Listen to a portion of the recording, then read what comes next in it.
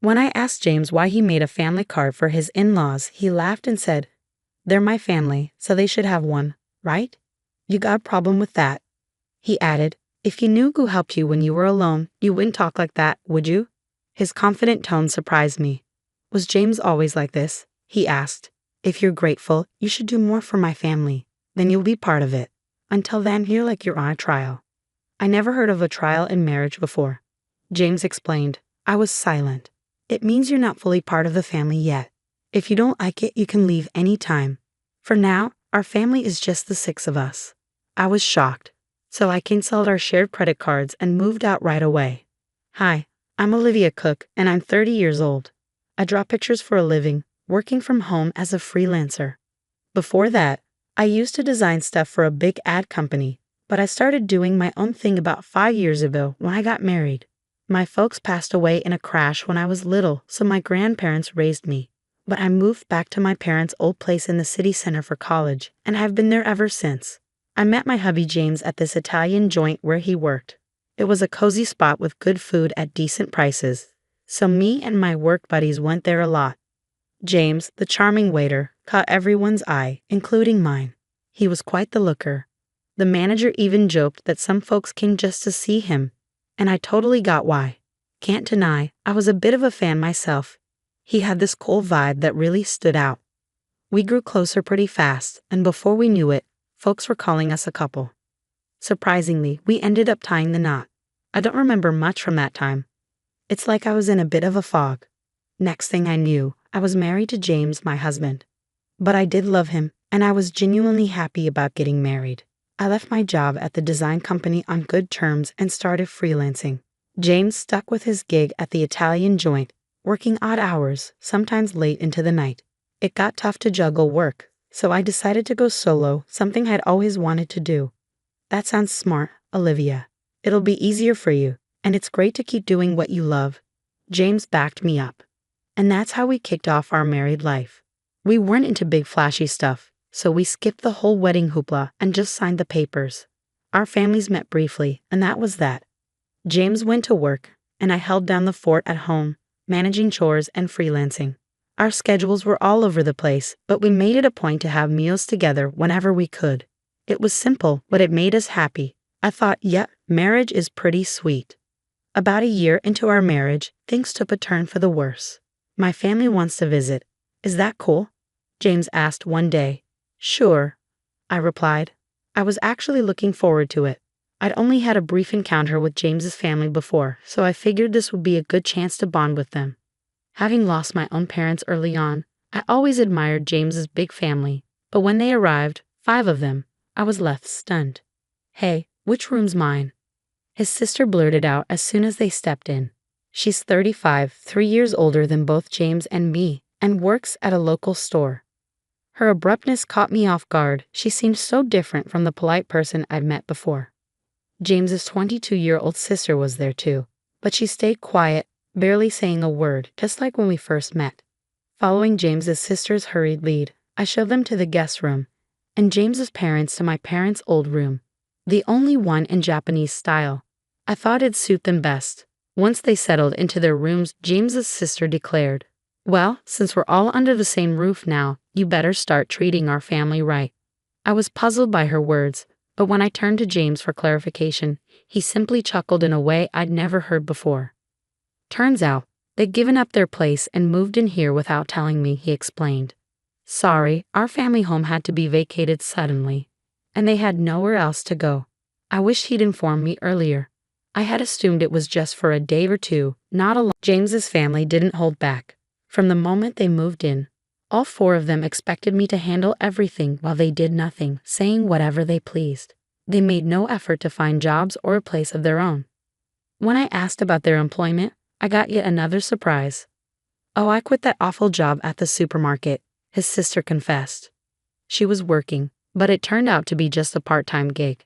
I'd assumed she had a full-time job given her age, but she admitted she hadn't held a steady job since high school. James's parents also had part-time jobs they gave up before moving in, and his other sister, well, she was unemployed. She claimed to be a student, but that wasn't true. "Why should I work when I'm part of a well-off family now?" she reasoned. When I asked who she was referring to, I received another startling response. You obviously. You received a hefty settlement and insurance payout after your parents' accident, and you don't even have a mortgage on this place. You can live comfortably without having to work, James's sister remarked, chuckling. I voiced my concerns to James when he returned home, but he erupted in a manner I'd never witnessed before. Everyone's exhausted from being suddenly uprooted. Give them some time to recuperate. Or do you want to kick out my family, Olivia? I was stunned into silence. Then, abruptly, James softened his tone. I'm sorry for yelling. It's been a tough day for me too. Can you please try to be a bit more understanding? Looking back, James was adept at manipulating situations with a blend of kindness and severity. But in that moment, I failed to see it, agreeing to endure a bit longer. The situation with James's family grew more oppressive. They treated me like a servant at home and demanded money whenever they went out. We can't even look for jobs without some cash, can we? It's only fair, but if we can't find work, we'll just keep staying here, they reasoned. Reluctantly, I handed over some money, which they claimed to have used up without any luck in the job hunt. I suspected they never even bothered to search, but pointing that out would only lead to accusations without proof. And then James's entire family would lay blame on me for hours. Sharing my concerns with James didn't solve anything. Everyone's feeling frustrated about not finding jobs. Sorry, just bear with it a little longer. I'll have a talk with them, James would say, attempting to smooth things over. But as time passed, I felt like speaking up was futile. However, the frequency of their money requests gradually decreased, perhaps because James had a word with them. So the issue seemed to resolve itself. Of course, the money I had given them was never returned. Then, after about 2 months of enduring the situation, I noticed something alarming. Why is the credit card bill so high? Could it be unauthorized charges? Quickly checking the statement, I found that all the expenses were made with family credit cards. The purchases ranged from food and drinks to books, games, and even luxury brand bags and clothing. Each purchase was assigned a number from 1 to 6, indicating that 6 family credit cards had been issued. These credit cards were under my name, with James using the family cards. It seems like you'd handle this better, and it's easier to manage payments, right? Can I entrust it to you? He had asked, and I ended up taking charge of them. However, it turned out these family cards had been issued without my knowledge. James's family stopped requesting money because they could now make credit card payments and withdraw cash. When I confronted James about why he made family cards for his in-laws without consulting me, he chuckled and replied, Well, you complain when they say they're broke, so what else could I do? Plus, you know who supported you when you were alone, right? Can you really speak like that to the important family of your benefactor? His bold tone left me speechless, unlike anything I'd heard before. Was James always like this? If you're thankful, you should do more for my family. Then I'll accept you as part of the family too. Until then, think of it like you're still in a trial period, he continued. I'd never heard of a trial period in marriage before. Seeing my silence, James pushed on. This means you're not officially part of the family yet. If you're not okay with it, you're free to leave anytime. Right now, it's just the 5 of us in our family. Useless freeloaders. Leave, he concluded. That's when I realized James's true character. I felt like all the color drained from my face.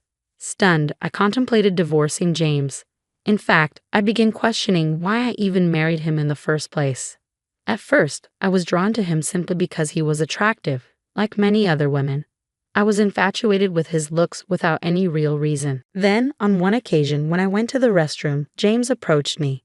You seem different, Olivia. Kind of mysterious. Sorry, I shouldn't say that to a customer, he said. I was taken aback but intrigued, and I found myself paying more attention to him over time. Maybe that was his strategy to make me like him. Looking back calmly, it all adds up. I remember once a colleague joked that I was a wealthy lady living alone in a condo, and it was after that James started chatting with me, perhaps because he was interested in my wealth and condo. Honestly, James wasn't exactly my type, to put it nicely. He was more modern, if I'm being blunt. He seemed a bit superficial. I preferred mature men who spoke softly and seriously. Yet, somehow, I ended up falling for James. I always found that perplexing, considering he was the typical handsome guy who could easily charm a woman, especially someone like me, who was new to the working world and not accustomed to men. I fell for his tricks and ended up marrying him. Thinking about it now left me feeling frustrated and ashamed. I wanted to lash out and break things around the house, but I knew better than to act on that impulse. Instead, I resolved to seek revenge. To accomplish that, I had to endure this situation a while longer, much like James manipulated me. My plan was to gain control over his entire family. The condo we lived in was purchased by my father with a mortgage shortly after I was born. It wasn't very costly back then, but with the rapid development of the area and the addition of a new shopping center nearby, it's now considered a luxury residence. My parents, hopeful for more children, invested in a spacious condo. That's why there's enough space, even with James's family moving in. However, despite its ample size, having James's family around proved to be a nuisance for me, especially while working from home. I endured it solely for the sake of revenge. As James's sister pointed out, there's no mortgage payment for this condo. When I was 4, both of my parents tragically died in a car accident. They were returning from my paternal grandfather's funeral when they collided with a speeding car on the freeway. I was supposed to accompany them that day, but I had caught the flu that was circulating and had a high fever. Consequently, my maternal grandparents came to the condo where we resided with my parents to care for me, leaving me as the sole survivor. The mortgage payments were covered by the group credit life insurance, so the only housing costs I incurred were the management fees and property taxes. Upon seeing the amount, James proposed contributing just a bit more than that to our household expenses. Since there's no mortgage, if I pitch in that much, we should be able to manage with Olivia's income, right? We'll each use our own earnings for personal expenses. Sounds fair, doesn't it? He suggested. I agreed, thinking perhaps he had a point. Until then, I had been solely responsible for all expenses, so I believed his contribution would alleviate some of my burden. Looking back, it was naive of me, but at the time, I was blinded by my love for James and simply went along with whatever he proposed. James likely sees himself as the head of the household and the one providing for me, which is why he can so casually refer to me as a parasite. However, the reality was starkly different. I was the one footing most of the bills, covering expenses like utilities, groceries, social outings, and entertainment.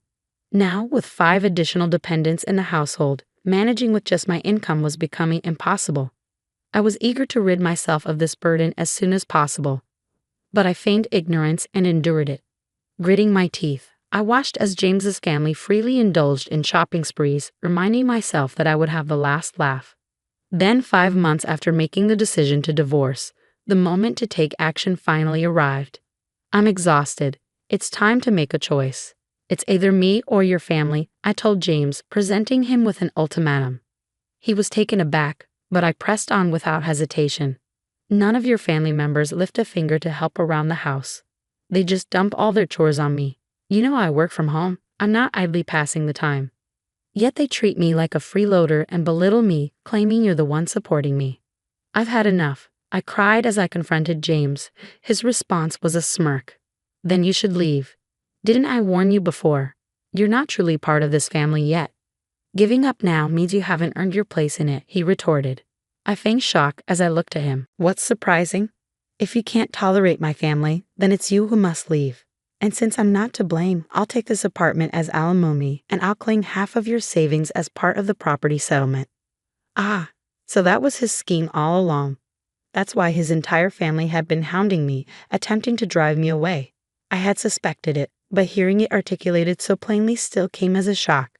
It was someone I had once loved and married, but thanks to this revelation, I made up my mind. Fine, I declared, resolved to divorce James. But this condo belongs to me, and I'm not at fault either. What did you say? The grounds for the divorce are your family moving in without my consent and your family disrespecting me, I asserted firmly to James. He'd appeared taken aback by my outright rejection of his terms, not expecting such defiance. It was understandable, as I had always acquiesced to his demands since our marriage. Recalling those moments filled me with anger. I can't stand another moment with you all, so I'll leave now. But be prepared to vacate as well. This is ridiculous. This is our home. We won't leave. Ever heard of tenant rights? You can't just evict us from our own home, James shouted. Ignoring his protests, I left the house and sought refuge at my grandparents' home. I divulged everything to them and requested shelter until matters were resolved. My grandparents were appalled by what I had endured and scolded me for not seeking their counsel sooner. With tears in their eyes, they embraced me. "I'm sorry, Grandpa. I know I worried you, but I'll be all right now," I reassured them, forcing a laugh through my tears. The day after I left the apartment, James wasted no time in contacting me. "What's all this about? What mail are you talking about?" He inquired about the certified letter. I was impressed by how swiftly things were progressing. I had entrusted the divorce proceedings to a lawyer, and upon informing them of my departure yesterday, they had arranged for everything to be handled promptly today. "I'm not paying any alimony, and I'm not leaving the condo," James asserted. However, legally he was obligated to pay, and he had no right to remain in the apartment. "What do you mean? The condo is jointly owned since we're married. If that's your stance, then compensate me for half its value to buy out my share," he insisted, making an absurd claim. "Continuing this discussion is futile. Please communicate through my lawyer from now on," I stated firmly, ending the call. I anticipated he would likely call again the next day, but I had no desire to engage in further conversation that day. As expected, he rang me the following morning. "What's all this about?" He repeated the same line as the day before, displaying a lack of originality. "What mail are you referring to? The card's not working." "What did you do?" "What I did was cancel it. That card belonged to me, and you were merely an authorized user on the family card, remember? Indeed, before leaving the house, I had transferred all the accounts linked to that card to another one and terminated it. Naturally, the family cards would cease to function when I canceled mine. I was the one covering the expenses," I explained. "Yes, you covered the management fees and property taxes for the first 4 months only. It's not substantial, but I can deduct that from the alimony if you prefer," I mocked him. I heard some muffled shouting from the other end of the line. That's right, James had only paid the agreed amount for just 4 months. He had concocted various excuses about work and other matters, always finding a pretext to postpone payment. Then he abruptly ceased all payments. If he forgot and assumed he was still paying, that's quite a lapse in memory, but I didn't concern myself with it anymore. He's someone I'm severing ties with. His memory holds no significance to me. That's the situation, so please reimburse your share of the living expenses I've been covering. I've meticulously documented our household expenditures, which I'll utilize as evidence to equitably divide our savings. It's marital property, he insisted. "Yes, understood. Let's divide it accordingly," I acquiesced. He concluded the call with a reminder not to overlook it. A few days later, he called again with the same inquiry. I realized they were not only deficient in memory but also in vocabulary. "What do you mean by the division of shared property? Why is it 0? You must be swimming in cash from your parents' insurance and alimony," he alleged. "Ah, so that's what they assumed." I patiently clarified that my pre-marriage savings were not part of the shared property, and since we had accumulated no savings during our marriage, it naturally amounted to 0. Don't accuse me of deceit. If you doubt my honesty, why not seek advice? Henceforth, kindly communicate through my attorney. I won't engage in direct communication with you any longer. Farewell, I declared, then terminated the call and blocked James' number. 1 month after my departure, James and his family finally vacated the apartment, not due to a change of heart, but because they could no longer sustain their lifestyle. Predictably, James's income alone couldn't support a family of 5. Accustomed to lavish spending with my card, asking them to tighten their belts was out of the question. I had intentionally allowed them to use the card for this purpose, knowing it would lead to this outcome. His family began badgering James for shopping funds, and when he refused, they resorted to pilfering from his wallet. Even in his anger, they blamed him for my departure. To compound their troubles, the utilities, electricity, gas, and water were all disconnected. Of course, I had arranged for this since I had no intention of residing there. James attempted to have the utilities swiftly reinstated by phone, but since the house was in my name, no one else could restore them if the owner had ordered their termination. During the scorching summer and early autumn, his family struggled to endure the sweltering heat and eventually vacated the condo. Their destination, I neither knew nor cared. James endeavored to persist until the end, but he ultimately capitulated due to the absence of electricity and the inability to bathe. The divorce proceedings progressed more rapidly than anticipated, not because James had a change of heart, but because of his blunders. He betrayed our marriage by pursuing someone else. Perhaps assuming he could swiftly remove me from the picture, he boasted about owning a luxurious downtown apartment, using it as bait to attract younger women. It's astonishing he engaged in such behavior with his family present, but it wasn't out of character for him, so they turned a blind eye. Prior to departing, I had discreetly installed cameras throughout the house, capturing all the evidence. Perhaps he underestimated me, but his disrespect was undeniable. He brought his family into my home without consent, racked up expenses on a family card and left me with a bill, ousted me, and engaged in infidelity. I demanded significant compensation and alimony for these transgressions. When James saw the amount, he visibly paled and begged desperately for reconciliation. However, I harbored no such intentions. Aware of his inability to pay, I pressured him to borrow as much as possible from his company and seized whatever assets I could. When I threatened legal action for fraudulent use of the family card, he reluctantly agreed to my terms. I can only hope he makes diligent efforts to repay his debts. The divorce is now finalized and I am currently residing at my grandparents' place. I haven't decided what to do with the apartment yet. While it held sentimental value as an inheritance from my late parents, given the circumstances and lack of memories associated with it, I may opt to sell it. On the professional front, my career as an illustrator is flourishing. I may soon live independently again. But for now, I'm content working from my grandparents' home. I'll continue to rely on their support for a little while longer before forging ahead with renewed determination. In the future, I'll be more discerning in choosing a partner, prioritizing qualities beyond mere attractiveness.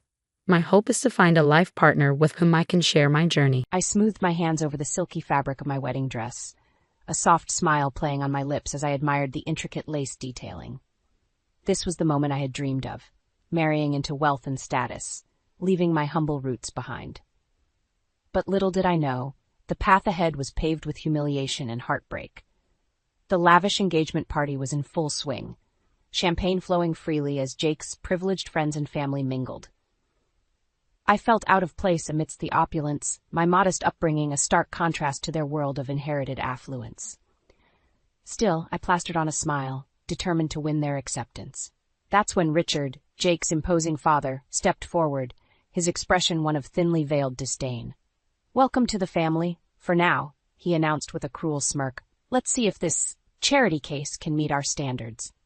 The room fell silent, all eyes on me as my face burned with shame. Jake shifted uncomfortably, but said nothing to defend me against his father's classist jabs. In that moment, I realized the true depths of Richard's contempt for my background. As the party resumed, I found myself reminiscing about how Jake and I first met. He had been so charming, showering me with affection and promises of a better life. But over time, his true colors emerged: the controlling behavior, the belittling comments about my modest means. I had chosen to ignore the red flags, blinded by my desperation to escape poverty. Later that night, Jake tried to apologize for his father's behavior, but the damage was done. The man I had fallen for was gone, replaced by someone who enabled his family's cruelty towards me. A gnawing sense of dread settled in my gut. If this was just the engagement party, what horrors awaited at the wedding itself? Growing up, I never imagined I'd be planning a lavish wedding fit for royalty. My childhood home was a cramped apartment where every penny counted. Mom worked double shifts as a waitress, while Dad juggled odd jobs to keep us afloat. Yet they instilled in me the belief that hard work and determination could unlock a better future. That future seemed tantalizingly close when I met Jake at the local community college. With his expensive sports car and designer clothes, he reeked of money and privilege. But he charmed me with his easy smile and stories of traveling the world. I was smitten, envisioning myself escaping the cycle of poverty. Jake's father, Richard, was far less enamored when we brought up marriage. "You can't be serious," he scoffed during a disastrous family dinner. "Marrying some bargain basement girl from the wrong side of the tracks?" Jake shifted uncomfortably, his eyes downcast. "Dad, don't be like that. Ava's amazing." "Amazing at digging her claws into you for your money, you mean?" Richard sneered at me. "I forbid this circus act of a wedding from happening under my roof." Tears stung my eyes, but I refused to show weakness. "With all due respect, it's not your decision. We're both adults capable of making our own choices. Then you can pay for this sham of a wedding yourself, Richard retorted. Don't expect a dime from me for some deadbeat's daughter. The venom in his voice shook me to my core. This was the man I hoped to call family, a cold-hearted elitist who viewed me as subhuman filth. Over the following weeks, Richard's disdain only grew more overt. He nitpicked every minor wedding detail, from the venue to the flower arrangements. This is a disgrace to our family name, he'd mutter under his breath whenever I was within earshot. I confided in Jake, hoping he'd have my back against his father's relentless torment. But he just shrugged it off. You know how he gets. Don't take it personally. That's when the first seeds of doubt took root. Was tying myself to this entitled family worth enduring their abuse? I pushed those doubts aside, convincing myself I could tough it out as long as I had Jake by my side. Little did I know, the worst was yet to come, a reckoning that would push me to the brink and set the stage for an unthinkable act of revenge. The days leading up to the wedding were a blur of last-minute preparations and mounting dread. Richard's contempt only seemed to intensify, his snide remarks cutting deeper each time. I found myself dreading our interactions, bracing for the next insult about my pedestrian tastes or lowbrow background. It all came to a head during the final dress fitting. As I admired the intricate beadwork on my gown, Richard barged into the boutique, his face thunderous. "You conniving little grifter," he spat, thrusting a crumpled document in my face. "Did you think you could keep this buried forever?" My heart pounded as I scanned the pages, a decades-old arrest record detailing a misdemeanor charge from my turbulent teenage years. An act of desperation to keep a roof over my family's head, but one that could shatter my dreams if exposed. "So this is the caliber of woman you're shackling yourself to?" Richard turned to Jake, who had trailed in behind him. "A criminal from the dregs of society?" Jake's expression was inscrutable. "Ava, what is all this about?" I opened my mouth, but no words came out. How could I explain the complexities of poverty and sacrifice to those who never had to struggle? Richard seized the opportunity, his voice dripping with venom. "Mark my words, this sordid affair ends now. Unless—" He leaned in close, his hot breath on my face. "You sign an airtight prenup, one that protects every last penny of my fortune when this inevitable dumpster fire inevitably implodes." Bile rose in my throat as the gravity of his words hit me. He was willing to publicly humiliate me, to trample on my fragile dreams, all to maintain his twisted sense of superiority. "And if I refuse," I managed to choke out, "then this lovely paper trail will be the first thing your precious husband sees on your wedding day." Richard's smile was chilling, along with copies for all our esteemed guests to admire. In that moment, something inside me snapped. The months of denigration, the constant belittling, the unbridled cruelty, it all came rushing forth in a tidal wave of rage. Before I could stop myself, my hand lashed out, slapping Richard squarely across his smug face. "You evil, miserable bastard!" Jake rushed forward, grabbing my arms as Richard cupped his stinging cheek, his eyes widening in shock. "You'll regret this, you insolent wench." As security ushered us out, I caught a glimpse of my distorted reflection in the boutique window. The woman staring back was a stranger, her face contorted in anguish, her body trembling with equal parts fury and despair. This was a turning point, I realized. I could either surrender to Richard's twisted demands or take a stand, no matter the cost. And as Jake led me away in stunned silence, I knew deep down that my path had been chosen. I stormed into Marcus's apartment, my chest heaving and tears streaking my cheeks. He took one look at my disheveled appearance and ushered me inside, his brow furrowed with concern. "Ava, what happened? You look like you've been through hell."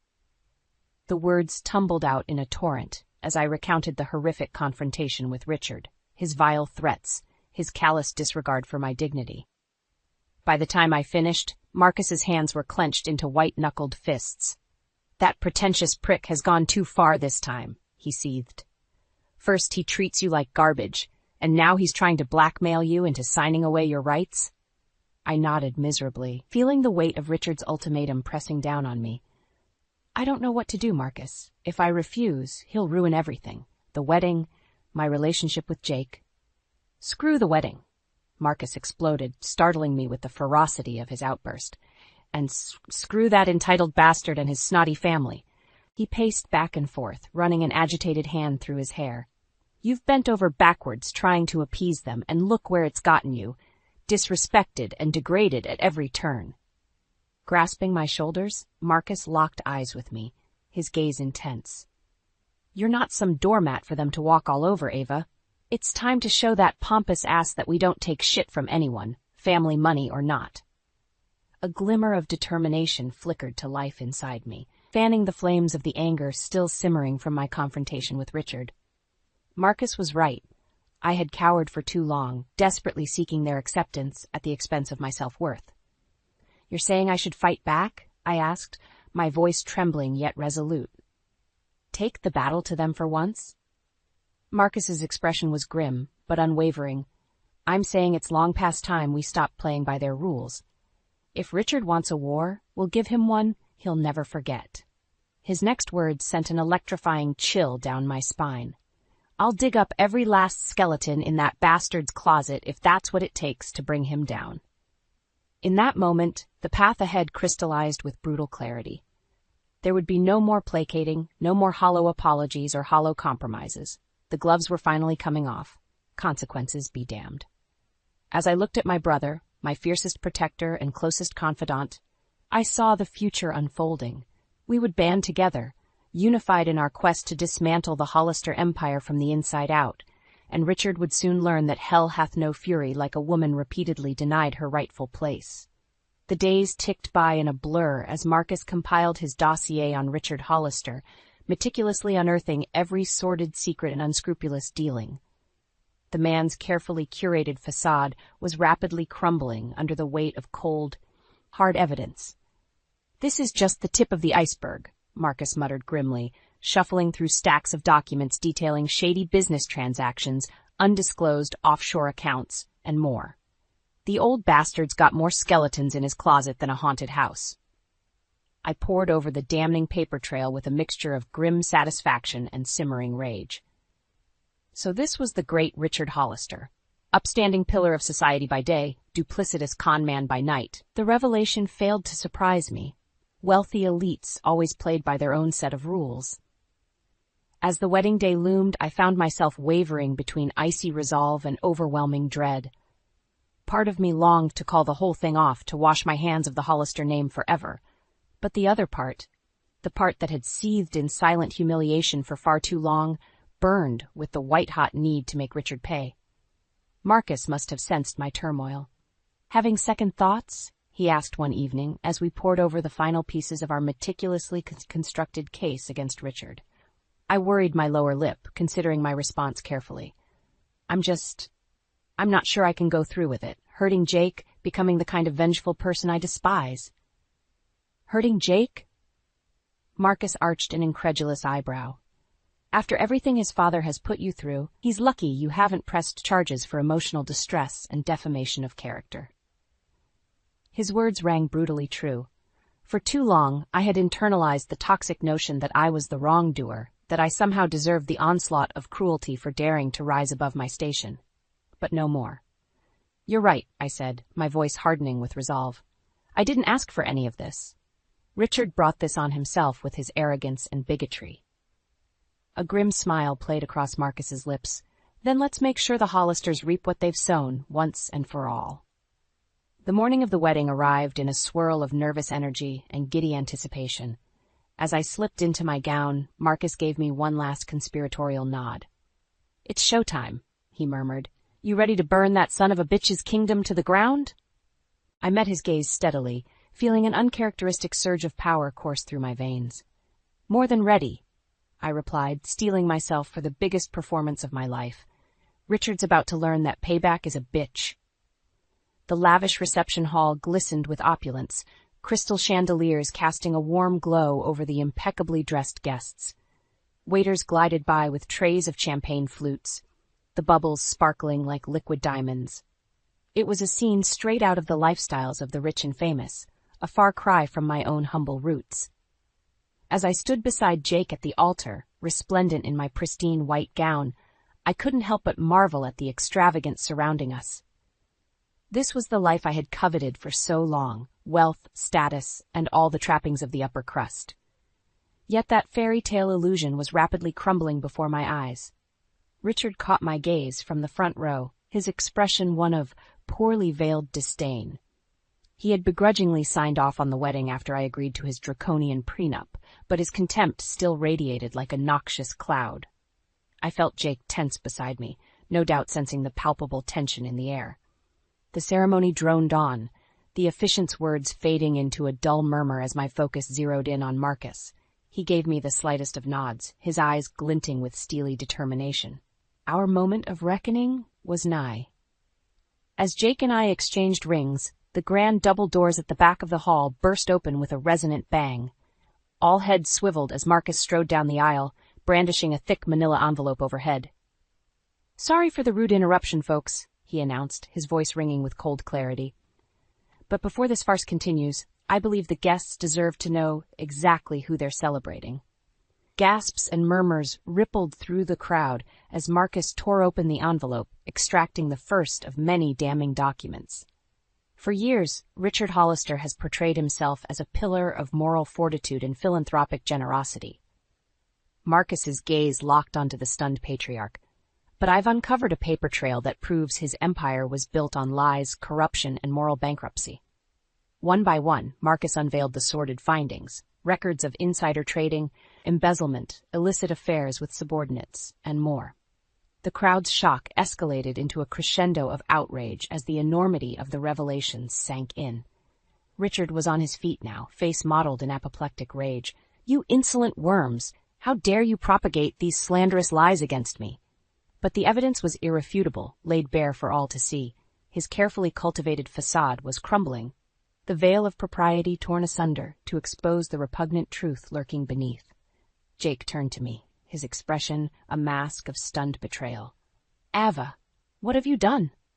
Before I could respond, a commotion erupted near the entrance as two burly security guards flanked a wild-eyed Richard. "Get your hands off me, you imbeciles," he sputtered, struggling against their iron grip. "This is an outrage, a travesty."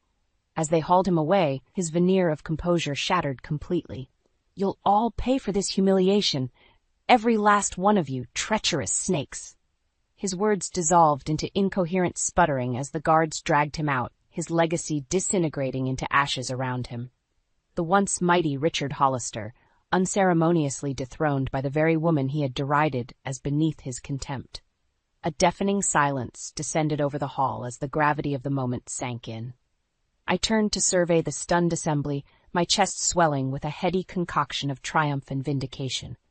The debt had finally been paid in full. The aftermath of Richard's spectacular downfall was a whirlwind of chaos and recrimination.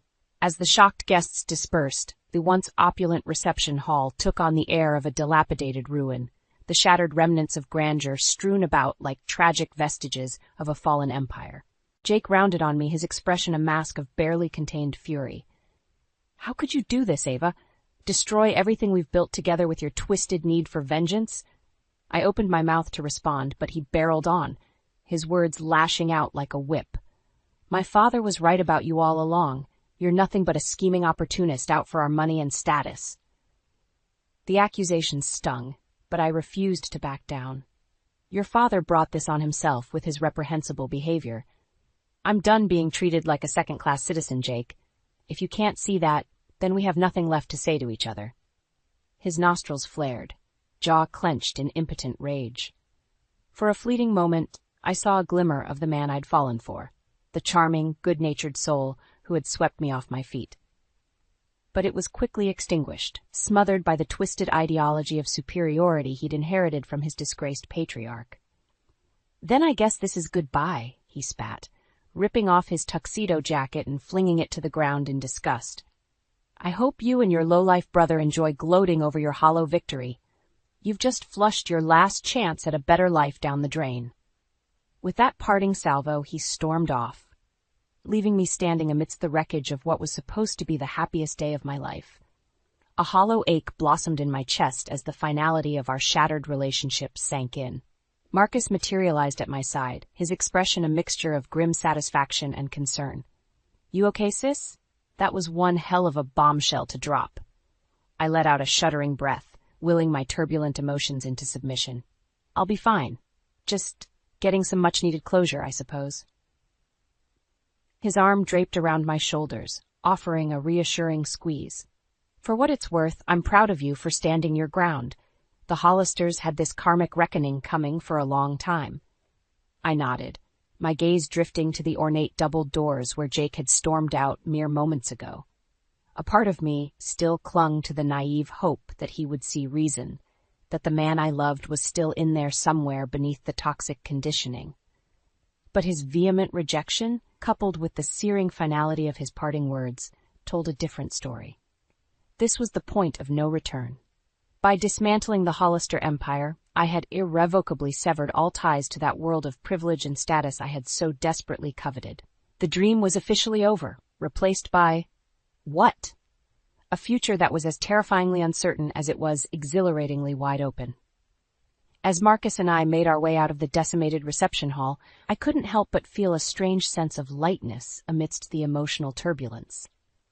The shackles of oppression, the constant need to contort myself into someone more palatable to the elite, had finally been shattered. For the first time in my life, I was beholden to no one but myself. And that realization was more intoxicating than any amount of wealth or prestige the Hollister name could offer.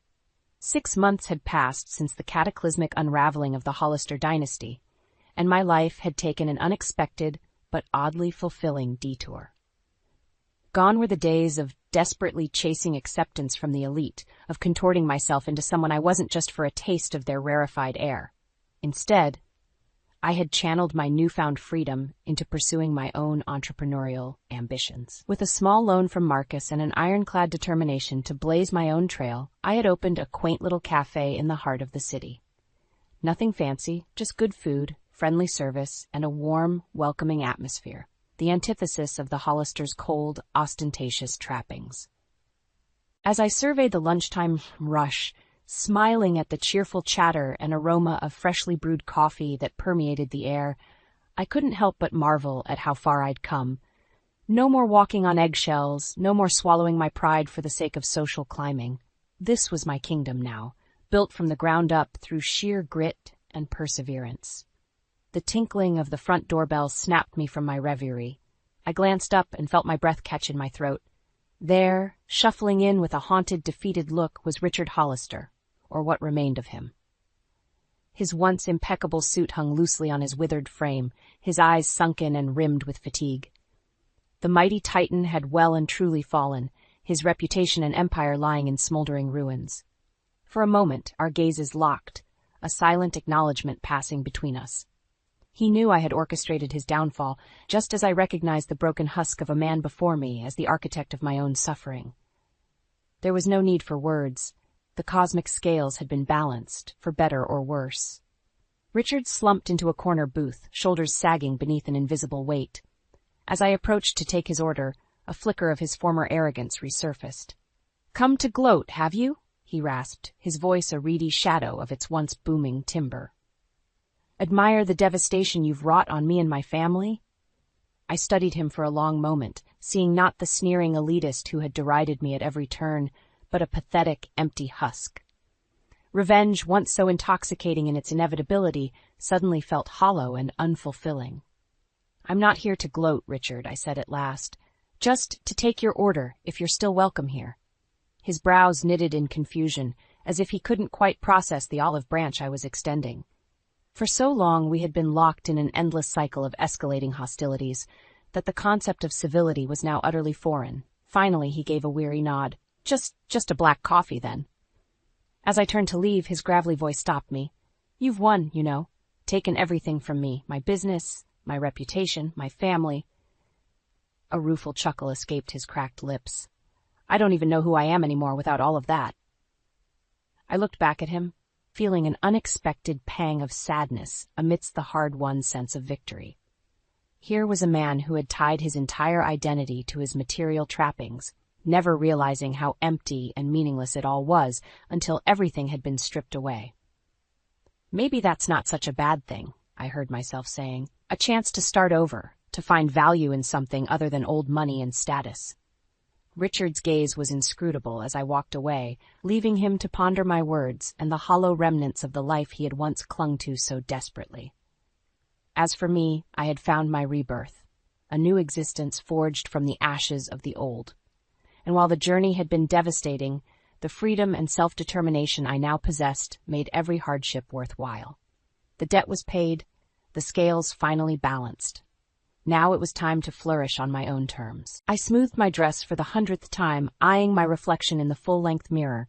The ivory silk clung to my curves, a perfect fit for tomorrow's wedding. My wedding. The thought still made my stomach flutter with excitement and nerves. "Sophie, you ready to go?" Dylan's voice called from the living room. "Just a minute." I gave myself one last look, tucking a stray strand of hair behind my ear. This was it. The night before our big day, dinner at Dylan's parents' house with both our families, a chance to bask in the love and support of those closest to us. I stepped out of the bedroom to find Dylan adjusting his tie. He looked handsome in his navy suit, his dark hair neatly combed. When he saw me, his eyes lit up. "Wow," he breathed, "you look stunning." I felt a blush creep up my cheeks. Even after 3 years together, his compliments still made me feel like a schoolgirl with a crush. "Thanks. You don't look so bad yourself." Dylan pulled me close, planting a soft kiss on my lips. "Ready to face the family circus?" I laughed, grateful for his humor, as ready as I'll ever be. As we headed for the door, Dylan's phone buzzed on the side table. He glanced at it, a flicker of something, worry, annoyance, crossing his face. "Everything okay?" I asked. He pocketed the phone quickly. "Yeah, just work stuff, nothing important." I nodded, pushing aside a nagging feeling. Dylan had been working late a lot recently, claiming a big project was keeping him busy. But tonight was about us, about family. I wouldn't let work worries intrude. The drive to his parents' house was filled with easy chatter about last-minute wedding details. As we pulled into the driveway, I saw my sister Teresa's car already parked. "Looks like we're the last to arrive," Dylan said, killing the engine. I took a deep breath, steeling myself. I loved my family. I truly did. But gatherings like this always left me feeling less than, especially with Teresa around. My older sister had always been the golden child, effortlessly charming and beautiful. Next to her, I often felt invisible. Dylan squeezed my hand. "Hey, you okay?" I forced a smile. "Of course. Let's go in." The moment we stepped through the door, we were engulfed in a whirlwind of hugs and exclamations. Dylan's mom, Harriet, pulled me into a warm embrace. "Oh, Sophie, dear, you look lovely," she gushed. "Thanks, Harriet, something smells amazing," I said, catching a whiff of roast chicken. "That would be my famous herb-roasted chicken," she beamed. "Dylan's favorite." From the corner of my eye, I saw Teresa saunter over. She looked stunning as always in a form-fitting red dress, her blonde hair cascading over her shoulders. "Little sis," she exclaimed, air-kissing my cheeks. "That dress is darling on you. I'm so glad you took my advice about the neckline." I bristled inwardly at her backhanded compliment but plastered on a smile. "Thanks, Teresa. You look great, too." As everyone moved to the dining room, I noticed Dylan hanging back, fiddling with his phone again. When he saw me watching, he quickly pocketed it and flashed a smile. "Everything okay?" I asked again. "Of course," he said, a little too brightly. "Just making sure I turned off notifications. Tonight's all about family, right?" I nodded, but that nagging feeling was back, stronger now. As we took our seats at the table, I couldn't shake the sense that something was off. Dinner progressed with the usual mix of reminiscing, gentle teasing, and wedding talk. I tried to focus on the conversation, on the warmth of family gathered together, but my mind kept drifting to Dylan's strange behavior. As Harriet cleared the plates for dessert, Dylan excused himself to use the bathroom. His phone, left on the table, buzzed with an incoming text. Before I could stop myself, I glanced at the screen. My heart stopped. The message preview read, "Can't wait to see you tomorrow, our special day. Love, T." T. Teresa? In that moment, my world tilted on its axis. The chatter around me faded to a dull roar, as one thought blazed through my mind. What have I stumbled into? I gripped the edge of the table, my knuckles turning white as I struggled to process what I'd just seen. The text message from Teresa to Dylan burned in my mind, mocking everything I thought I knew about my relationship, my family, my life. "Sophie, are you all right, dear?" My mother's voice cut through the fog of shock. You look pale. I forced a smile, my heart hammering. I'm fine, Mom, just a bit overwhelmed with all the wedding excitement, I guess. Dylan returned, sliding into his seat beside me. His hand found mine under the table, a gesture that used to comfort me. Now it made my skin crawl. Everything okay, babe? He asked, his voice low and concerned. I nodded, not trusting myself to speak. How could he sit there playing the doting fiancé when he was betraying me with my own sister? As dessert was served, I watched Dylan and Teresa like a hawk. The little glances, the way Teresa's laugh seemed to linger a beat too long at Dylan's jokes. How had I been so blind? So, Teresa, my father boomed, any prospects on the horizon for you? Can't let your little sister beat you to the altar, can you? Teresa's tinkling laugh grated on my nerves. Oh, Daddy, you know me. I'm just having too much fun to settle down. That's our Teresa, Mom chimed in, her voice warm with pride. Always the life of the party. I bit back a bitter retort. Of course, perfect Teresa could do no wrong, even if she was stealing her sister's fiancé. As the evening wore on, I felt like I was suffocating. Every loving glance from Dylan, every casual touch from Teresa, it all felt like a cruel charade. Finally, as we were saying our goodbyes, I couldn't take it anymore. I needed air, needed space to think. I'm just going to step outside for a moment, I mumbled, slipping away from the group. The cool night air hit my face as I stumbled onto the porch, gulping in deep breaths. My mind raced, trying to make sense of it all. How long had this been going on? Was our entire relationship a lie? Sophie? Teresa's voice made me stiffen. Are you okay? You've been acting strange all night. I turned to face her, searching her features for any sign of guilt or remorse. But all I saw was the same confident, beautiful sister I'd always known and always felt inferior to. I'm fine, I said, my voice tight. Just wedding jitters, I guess. Teresa's laugh was light, carefree. Oh, sweetie, there's nothing to worry about. Dylan adores you. You two are perfect together. The irony of her words hit me like a physical blow. I opened my mouth, ready to confront her, to demand the truth. But at that moment, Dylan appeared in the doorway. There you are, he said, smiling at us both. Ready to head home, Sophie? I looked between them, these two people I thought I knew so well. The betrayal cut deep, but a new emotion was rising within me. Anger. Actually, I said, my voice steadier than I felt, I think I'll stay and help your mom clean up, Dylan. Why don't you give Teresa a ride home? I'm sure you two have plenty to talk about. A flicker of panic crossed Dylan's face, quickly masked. Are you sure? It's no trouble to wait. I'm sure, I said firmly. Go on. I'll see you at home. As I watched them leave together, a plan began to form in my mind. They thought they could play me for a fool, but they had no idea what was coming. Tomorrow wasn't going to be the wedding day they expected. Not by a long shot. I turned back to the house, a grim smile on my face. It was time to start gathering evidence. The truth would come out, and when it did, I'd make sure everyone knew exactly who Teresa and Dylan really were.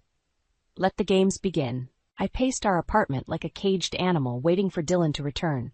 My mind raced with all the things I wanted to say, all the accusations I needed to hurl. The clock ticked away the minutes, each one stretching into an eternity. Finally, I heard the key in the lock. Dylan stumbled in, his tie loosened, and a sheepish grin on his face. Hey, babe, he slurred. Sorry I'm late. Teresa and I got to talking, and... Save it, I snapped, my voice sharp enough to cut through his drunken haze. I know everything, Dylan. He blinked, confusion clouding his features. What are you talking about? I grabbed his phone from the coffee table, waving it in his face. I saw the messages, Dylan. I know about you and Teresa. The color drained from his face, replaced by a sickly pallor. Sophie, I can explain. Explain what? I shouted, my composure finally shattering. Explain how you've been sneaking around with my sister? How you've been lying to me for God knows how long. Dylan reached for me, but I recoiled from his touch. It's not what you think, he pleaded. Teresa and I, we just connected. But I love you, Sophie. I want to marry you. His words, meant to soothe, only fueled my anger. How dare you, I hissed. How dare you stand there and claim to love me while you're sleeping with my sister? It was a mistake, Dylan insisted, his voice taking on a desperate edge. A moment of weakness. It didn't mean anything. I laughed bitterly. A moment of weakness? The text I saw suggested otherwise. This isn't just a fling, is it? You two have been planning something. Dylan's face contorted, a mix of guilt and frustration. You don't understand. Teresa, she's different. She gets me in a way you never could. The words hit me like a physical blow. All the years of feeling second best to Teresa came rushing back, a tidal wave of insecurity and pain. Get out, I whispered, my voice trembling with rage and hurt. Sophie, please. Get out, I screamed, grabbing the nearest object, a framed photo of us, and hurling it at him. It shattered against the wall, a fitting metaphor for our relationship. Dylan stumbled back, shock written across his face. You're overreacting. We can work this out. Think about the wedding, about our families. Our families? I laughed hysterically. You mean the family that's always favored Teresa? The family that's going to side with her, just like they always have? As the words left my mouth, a chilling realization washed over me. They would side with Teresa. My parents, our friends, they'd all believe her version of events. Sweet, perfect Teresa, who could do no wrong. Dylan must have seen the change in my expression because he stepped forward, his voice taking on a manipulative tone. See? You know I'm right. We can get past this, Sophie. For the sake of our families, for our future. Don't throw it all away over a misunderstanding. For a moment I wavered. The thought of facing everyone, of admitting that once again Teresa had bested me, was almost too much to bear. But then I remembered the text, the secret smiles, the years of lies. No, I said, my voice steadier than I felt. We're done, Dylan. The wedding's off. I yanked my engagement ring off, flinging it at his feet. Tell Teresa she can have you. You deserve each other. Dylan's face darkened. You'll regret this, Sophie. You're nothing without me, without your family. Who's going to believe you over Teresa? His words meant to wound, ignited something in me. A fierce determination I didn't know I possessed. Get out, I said one last time, my voice cold and hard, and tell Teresa to watch her back. This isn't over. As the door slammed behind him, I sank to the floor, tears finally breaking free. But beneath the sorrow, a plan was forming. They thought they could walk all over me, that I'd just roll over and take it like always. Not this time. This time I was going to fight back. And God help anyone who stood in my way. I stood in the doorway of my new apartment, a single suitcase at my feet. The bare walls and empty rooms echoed with possibility and loneliness. This wasn't how I'd imagined starting my new life, but here I was, 35 and starting over. A gentle knock startled me from my thoughts. I opened the door to find an elderly woman with kind eyes and silver hair. Hello, dear. I'm Clara from next door. I saw you moving in and thought you might like some company. And some homemade lasagna. I felt tears prick my eyes at this simple act of kindness. That's so thoughtful. I'm Sophie. Please come in. As we sat at my makeshift dining table, a cardboard box, Clara's warmth drew out my story. I found myself pouring out everything. Dylan's betrayal, Teresa's manipulation, my family's blind spots. Clara listened intently, her weathered hand covering mine. Oh, honey, you've been through the ringer, but you're stronger than you know. Her words were a balm to my battered spirit. For the first time in days, I felt a glimmer of hope. Now, Clara said, her eyes twinkling, tell me about this sister of yours. Has she always been the favorite? The question transported me back to childhood memories I'd long suppressed. Teresa, golden and perfect, always the center of attention. Me, forever in her shadow. I remember when I was 10, I began, the words tumbling out. I'd worked for weeks on a science project. The night before the fair, Teresa knocked it over accidentally. Instead of being upset, my parents praised her for helping me rebuild it. She got all the credit at the fair. Clara shook her head. Some people thrive on that kind of attention, even if it means stepping on others. That's Teresa in a nutshell, I agreed. But stealing my fiancé, that's a new low, even for her. A determined glint appeared in Clara's eye. Well, it's high time you stood up for yourself, Sophie. Have you considered digging deeper into Teresa's past? People like that often leave a trail of destruction. Her suggestion sparked something in me. I grabbed my laptop, fingers flying over the keys as I searched social media, old news articles, anything I could find about Teresa. What I uncovered left me reeling. Teresa's perfect life was anything but. There were hints of affairs, suspicious job changes, even a restraining order from an ex-boyfriend. But the most shocking discovery was a series of posts from my cousin Megan, dated 3 years ago. I can't believe Teresa would stoop so low, Megan had written. Stealing your sister's boyfriend is one thing, but marrying him?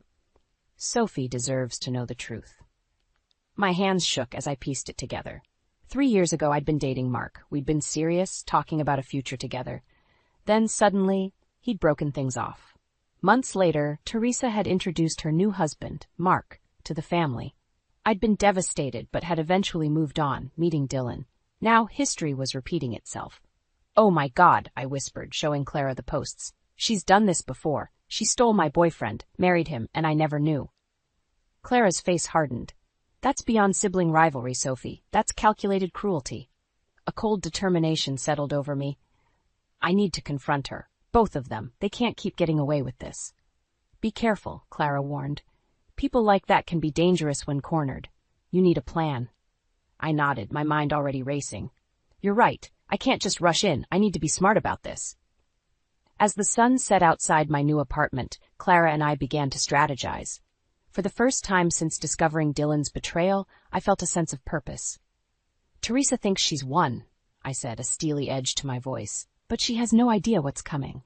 This ends now." Clara squeezed my hand. "That's the spirit, dear. Show them who you really are." As Clara left, promising to check in tomorrow, I stood at the window, watching the city lights flicker to life. I was done being the victim. Done letting Teresa and others like her walk all over me. It was time to fight back. And this time, I wouldn't stop until the truth was exposed, no matter the cost. I sat at my kitchen table, surrounded by a web of papers, sticky notes, and my laptop. Clara's words echoed in my mind. Be smart about this. For days I'd been piecing to Teresa's past, uncovering a pattern of deception that made my blood boil. A knock at the door startled me. I opened it to find Angie, my best friend, her face etched with concern. "Sophie, I came as soon as I could. What's going on? Your texts were cryptic." I ushered her in, grateful for her presence.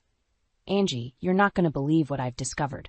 Over the next hour, I laid out everything. Dylan's betrayal, Teresa's history of stealing boyfriends, and my plan to expose them both.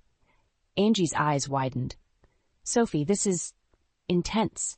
Are you sure you want to go through with this? It could tear your family apart." I felt a flicker of doubt, but pushed it aside. They tore the family apart when they betrayed me. Twice. I'm just bringing the truth to light.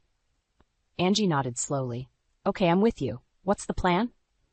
I pulled out a detailed timeline I'd created. "There's a family reunion next month at Dylan's parents' house. Everyone will be there. I'm going to expose them in front of everyone." As I explained my strategy, involving carefully gathered evidence and timed revelations, Angie's expression shifted from concern to admiration. "You've really thought this through," she said. "But Sophie, what about after? Have you considered the fallout?" I hesitated. The truth was, I hadn't thought much beyond the moment of exposure. The idea of facing my family, of dealing with the aftermath, made my stomach churn. A gentle knock interrupted my thoughts. Clara poked her head in, a plate of cookies in hand. "I thought you girls might need some sustenance for your planning session." As Clara settled in, bringing her wisdom to our discussion, my phone buzzed. It was a text from my mother. "Sophie, we need to talk. Your father and I are worried about you. Teresa says you've been making wild accusations. Please come home so we can sort this out." I showed the text to Angie and Clara, my hands shaking. "See, they're already taking her side. They always do." Clara patted my hand. "Remember, dear, this isn't just about your family anymore. It's about standing up for yourself." Angie nodded in agreement. "She's right, Soph. You can't back down now." I took a deep breath, steeling myself. "You're both right. I'm going to respond, but not the way they expect." I typed out a reply. "Mom, I'll be there. But be prepared. There's a lot you don't know, and it's time for the truth to come out." As I hit send, a wave of determination washed over me. "This ends now," I said, my voice steady. "I'm going to Dylan's parents' house tomorrow. I can't wait for the reunion. They need to know what kind of person their son really is." Clara's eyes widened. "Are you sure that's wise, dear? Going into the lion's den unprepared?" I nodded, a plan already forming. "I'm more prepared than they could ever imagine. Angie, can you come with me? I could use the support." Angie squeezed my hand. "Of course, I wouldn't miss it." As we finalized the details, I felt a mix of fear and exhilaration. Tomorrow, I would confront not just Dylan and Teresa, but years of being overlooked and undervalued. Clara hugged me tightly before leaving. Remember, Sophie, the truth is your armor. Wear it proudly. That night, as I lay in bed, I imagined all the possible outcomes of tomorrow's confrontation. But one thing was certain. Win or lose, I was done being a doormat. Tomorrow, I would reclaim my voice, my dignity, and my future. As dawn broke, I rose, determination coursing through my veins. Today was the day everything would change. I only hoped I was ready for whatever came next. My heart pounded as Angie and I approached Dylan's parents' house. The familiar driveway, once a symbol of family and belonging, now felt like enemy territory. I clutched my folder of evidence, my lifeline in the storm I was about to unleash. "You ready for this?" Angie whispered, squeezing my hand. I nodded, steeling myself, as ready as I'll ever be. The door opened before we could knock, revealing Dylan's mother, Harriet. Her eyes widened in surprise. "Sophie, we weren't expecting you. Is everything all right?" "No, Harriet, it's not," I said, my voice steadier than I felt. "But it will be once the truth comes out. Is everyone here?" Confusion clouded her features as she ushered us in. In the living room, I found my worst fears confirmed. Dylan and Teresa sat side by side on the couch, their proximity speaking volumes. My parents were there too, along with Dylan's father, Walter. The room fell silent as I entered. Dylan stood abruptly, his face a mask of panic. "Sophie, what are you doing here?" I ignored him, addressing the room at large. "I'm here because it's time everyone knew the truth, about Dylan, about Teresa, and about the lies that have been tearing this family apart for years." My mother's face paled. "Sophie, what are you talking about? Teresa said you've been making wild accusations." "Of course she did," I cut in, my voice sharp. "Teresa's been manipulating all of you for years, and it stops today." I opened my folder, pulling out printed emails, text messages, and photos. "Did you know that Teresa and Dylan have been having an affair? Not just now, but 3 years ago, when I was dating Mark?" Gasps echoed around the room. Teresa jumped up, her face contorted with rage. "You're lying. How dare you come here and spread these vicious rumors?" But I was done being silenced. I turned to my parents, my voice breaking. "Mom, do you remember when Mark suddenly broke up with me? It wasn't because of work stress like Teresa told you. It was because she seduced him, just like she's done with Dylan." I handed them the evidence, watching as their expressions shifted from disbelief to horror. Dylan's parents looked shell-shocked, staring at their son with newfound disappointment. Dylan made a desperate lunge for the papers, but Angie intercepted him. "Don't even think about it," she warned. I continued, my voice gaining strength. "Teresa, you've always been the favorite, the golden child who could do no wrong. But do you want to know why? Because you've manipulated everyone around you, stealing opportunities, boyfriends, and even husbands to make yourself look better." Teresa's composure cracked. "You don't understand. I never meant to hurt you, Sophie. I couldn't stand seeing you happy when I was so miserable." Her admission hung in the air, heavy with years of resentment and jealousy. I turned to Dylan, my voice ice-cold. "And you? You were willing to marry me while carrying on with my sister. How long did you think you could keep this charade going?" Dylan's face crumpled. "Sophie, please, we can work this out. I love you. Save it," I snapped. "Your actions speak louder than your words ever could." As the full weight of the revelation settled over the room, I felt a strange mix of relief and exhaustion. Years of pent-up emotions and unspoken truths had finally been released. My father, his voice thick with emotion, broke the silence. "Sophie, we had no idea. All these years we thought—" "You thought Teresa could do no wrong," I finished for him, "and that I was just being oversensitive or jealous. Well, now you know the truth." The room erupted into chaos. Accusations flew, tears fell, and years of family dynamics unraveled before my eyes. In the midst of it all, I felt a strange sense of calm. I had done it. I had finally stood up for myself. But as I watched my family, both families, grapple with the fallout of my revelations, a new fear gripped me. What would be left when the dust settled? Had I just destroyed the very relationships I had been fighting to save? As Dylan made one last desperate plea and Teresa collapsed into sobs, I realized that this was far from over. The truth was out, but the real battle, the fight to rebuild and heal, was only just beginning. The days following my revelation at Dylan's parents' house were a blur of heated phone calls, tearful confrontations, and sleepless nights. I'd unleashed a tsunami of truth, and now I was struggling to stay afloat in its wake. I sat in my apartment, staring at my phone as it buzzed incessantly with messages from family members and friends. Each notification felt like a fresh wound, reopening the pain of betrayal. A gentle knock at the door startled me. It was Clara, her kind eyes filled with concern. "Sophie, dear, you haven't left your apartment in days. How are you holding up?" I let out a bitter laugh. "How am I holding up? I've torn my family apart, Clara. I thought exposing the truth would make everything better, but it's only made things worse." Clara settled beside me on the couch, her weathered hand covering mine. "The truth often hurts before it heals, Sophie. Give it time." Just then, my phone rang. It was my mother. With a deep breath, I answered. "Sophie," her voice was strained, "we need to talk. Can you come over? Your father and I, we owe you an apology." My heart raced as I agreed. An hour later, I found myself standing in my childhood home, facing my parents across the kitchen table. The air was thick with unspoken words and years of misunderstandings.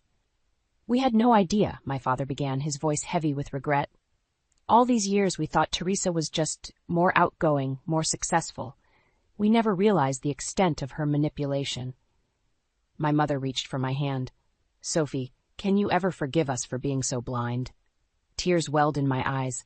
This was the validation I'd craved for so long, but it felt hollow in the face of everything that had happened. "I don't know," I admitted. "I love you both, but the damage, it's not something that can be fixed overnight." As we talked, years of pent-up emotions poured out. It was painful, but cathartic. For the first time, I felt truly seen by my parents. Our conversation was interrupted by a commotion outside. We rushed to the window to see Dylan on the front lawn, looking disheveled and desperate. "Sophie," he called out. "Please, we need to talk. I can explain everything." My father moved to confront him, but I held him back. "No, Dad, I need to handle this myself." I stepped outside, my newfound strength propelling me forward. "There's nothing to explain, Dylan. Your actions spoke louder than any words ever could." Dylan's face crumpled. "But I love you, Sophie. Teresa, she manipulated me, just like she did everyone else. We can still make this work." For a moment, I wavered. The old Sophie, desperate for love and acceptance, wanted to believe him, but then I remembered everything. The lies, the betrayals, the years of being second best. "No, Dylan," I said firmly. "We can't. What you and Teresa did, it's unforgivable. I deserve better than either of you." As I turned to go back inside, I saw Teresa's car pull up. My sister stepped out, her usual poise replaced by genuine remorse. "Sophie, wait," she called out. "I know I've done terrible things, but please, you're my sister. We can't let this destroy our family." I felt a surge of emotions, anger, hurt, and a tiny flicker of love for the sister I once knew. But I stood my ground. "You destroyed our family long ago, Teresa. With every lie, every manipulation, I'm done being your victim." As I walked back into the house, leaving Dylan and Teresa on the lawn, I felt a strange mix of sorrow and liberation. I'd lost my fiancé, my sister, and the family I thought I had. But I'd gained something far more valuable, self-respect and the truth. Inside, my parents waited, their faces a mix of pride and concern. "What now?" my mother asked softly.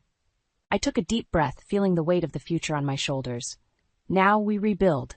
If you're willing to try, so am I." As we embraced, I realized that this was just the beginning. The road ahead would be challenging, filled with difficult conversations and painful truths, but for the first time in my life, I felt ready to face it head-on. The old Sophie was gone. In her place stood a woman who knew her worth and was no longer afraid to claim it. 6 months had passed since that fateful day when I confronted Dylan and Teresa. The wounds were still fresh, but slowly healing. I stood in my new apartment, surrounded by boxes, ready to embark on the next chapter of my life. Clara knocked on my open door, a warm smile on her face. "Ready for your housewarming party, dear?" I took a deep breath, nodding. "As ready as I'll ever be." As guests began to arrive, Angie, my parents, even a few colleagues from work, I felt a surge of gratitude. These were the people who had stood by me through the darkest days, helping me rebuild my life piece by piece. My mother hugged me tightly. "Sophie, we're so proud of you," she whispered. "You've shown such strength." I smiled, feeling a warmth I hadn't experienced in years. Our relationship was still a work in progress, but it was stronger, more honest than ever before. As the party was in full swing, there was another knock at the door. I opened it to find Teresa standing there, looking uncertain. "Sophie, I know I'm probably the last person you want to see," she began. I felt a flicker of the old pain, but it was duller now. "Teresa, Please, let me say this," she interrupted. "I've been in therapy, trying to understand why I did what I did. I know it doesn't excuse anything, but I want you to know how sorry I am, for everything." I studied her face, seeing genuine remorse for the first time. "Thank you for saying that, Teresa. I can't forgive you yet, but maybe someday." As Teresa left, I felt a weight lift from my shoulders. The past couldn't be changed, but the future was mine to shape. Returning to the party, I found myself drawn into a conversation with Greg, a friend of Angie's I'd met a few weeks ago. His kind eyes and easy laugh made me feel at ease. "So, Sophie," he said, "Angie tells me you're starting your own business?" I nodded, excitement bubbling up. "Yes, a small consulting firm. It's scary, but exhilarating." "I know the feeling," Greg replied. "I started my own company a few years ago. It's not easy, but it's worth it." As we talked, I felt a spark of connection. Not the whirlwind romance I'd had with Dylan, but something steadier, more grounded. Later, as the party wound down, Clara pulled me aside. "Sophie, look at you. You're glowing, dear." I smiled, realizing she was right. For the first time in months, I felt truly happy. "I couldn't have done it without you, Clara. Your wisdom, your support, it meant everything." Clara patted my hand. "You had the strength inside you all along, Sophie. You just needed to believe in yourself." As the last guest left, I stood on my balcony, looking out at the city lights. I thought about how far I'd come, from the heartbroken woman who discovered her fiancé's betrayal to the strong, independent person I was today. The road hadn't been easy. There were still days when the pain of betrayal threatened to overwhelm me. But I had learned to face it head-on, to draw strength from the experience rather than let it defeat me. I thought about Teresa, about the long journey of healing that lay ahead for our family. I thought about Dylan, hoping he had learned from his mistakes. And I thought about Greg, wondering if perhaps there was a new chapter waiting to be written there. But most of all, I thought about myself. The Sophie who had emerged from the ashes of betrayal was stronger, wiser, and more resilient than I ever thought possible. As I closed the balcony door and turned back to my new home, I felt a sense of peace wash over me. The future was uncertain, but for the first time in my life, I was excited to face it. I had lost a fiancé and a sister, but I had gained something far more valuable: self-respect, true friendships, and a deep understanding of my own worth. This wasn't the end of my story. It was just the beginning, and I couldn't wait to see what the next chapter would bring. I stared at Blake in disbelief as he knelt before me, holding out a sparkling diamond ring. "Harper, will you make me the happiest man alive and marry me?" My heart raced, and I felt a rush of excitement mixed with nervousness. This was all happening so fast, but I couldn't deny the love I felt for him. "Blake, this is so sudden." "Yes, I will." He slipped the ring onto my finger and we embraced, garnering applause from the other patrons of the high-end restaurant. In that moment, everything seemed perfect, like a fairy tale come true. Little did I know, the fairy tale was about to take a dark turn. A few days later, Blake and I were having dinner at his parents' lavish estate, where I would officially meet his family. I had heard stories about their wealth and influence, and I couldn't help but feel a twinge of anxiety. As we sat down at the table, Blake's mother, Carolyn, fixed me with a scrutinizing gaze. "Harper, what's your highest level of education?" I shifted uncomfortably in my seat. I graduated from a community college while my mom raised me alone." Carolyn's eyes narrowed, and she turned to my mother, Jennifer, who had accompanied me. "You raised her alone?" Jennifer nodded, her posture rigid. "Yes, I'm a single mother. I've worked hard to provide for Harper." Carolyn scoffed, and before I could react, she picked up her glass of wine and flung it at Jennifer, drenching her in the deep red liquid. "Mother, what are you doing?" Blake exclaimed, but Carolyn silenced him with a wave of her hand. "This engagement is over," she declared, her voice dripping with contempt. "Harper is not a suitable match for our family." I sat there, frozen in shock, as Carolyn and Blake's father, David, berated us, their words cutting deeper than any knife ever could. As Jennifer and I made our way out, I overheard Blake's voice from another room. "Compared to Harper, Melanie is perfect. educated, well-connected. It's a no-brainer. My heart shattered into a million pieces, and a burning rage ignited within me. Without thinking, Jennifer and I burst back into the room, startling Blake and his family. "You'll regret this, Blake," I spat, my voice trembling with fury. "I'll make sure of it." Jennifer's eyes burned with determination as she added, "We'll ruin your precious family's company if it's the last thing we do." With those words, we stormed out, leaving behind a stunned silence.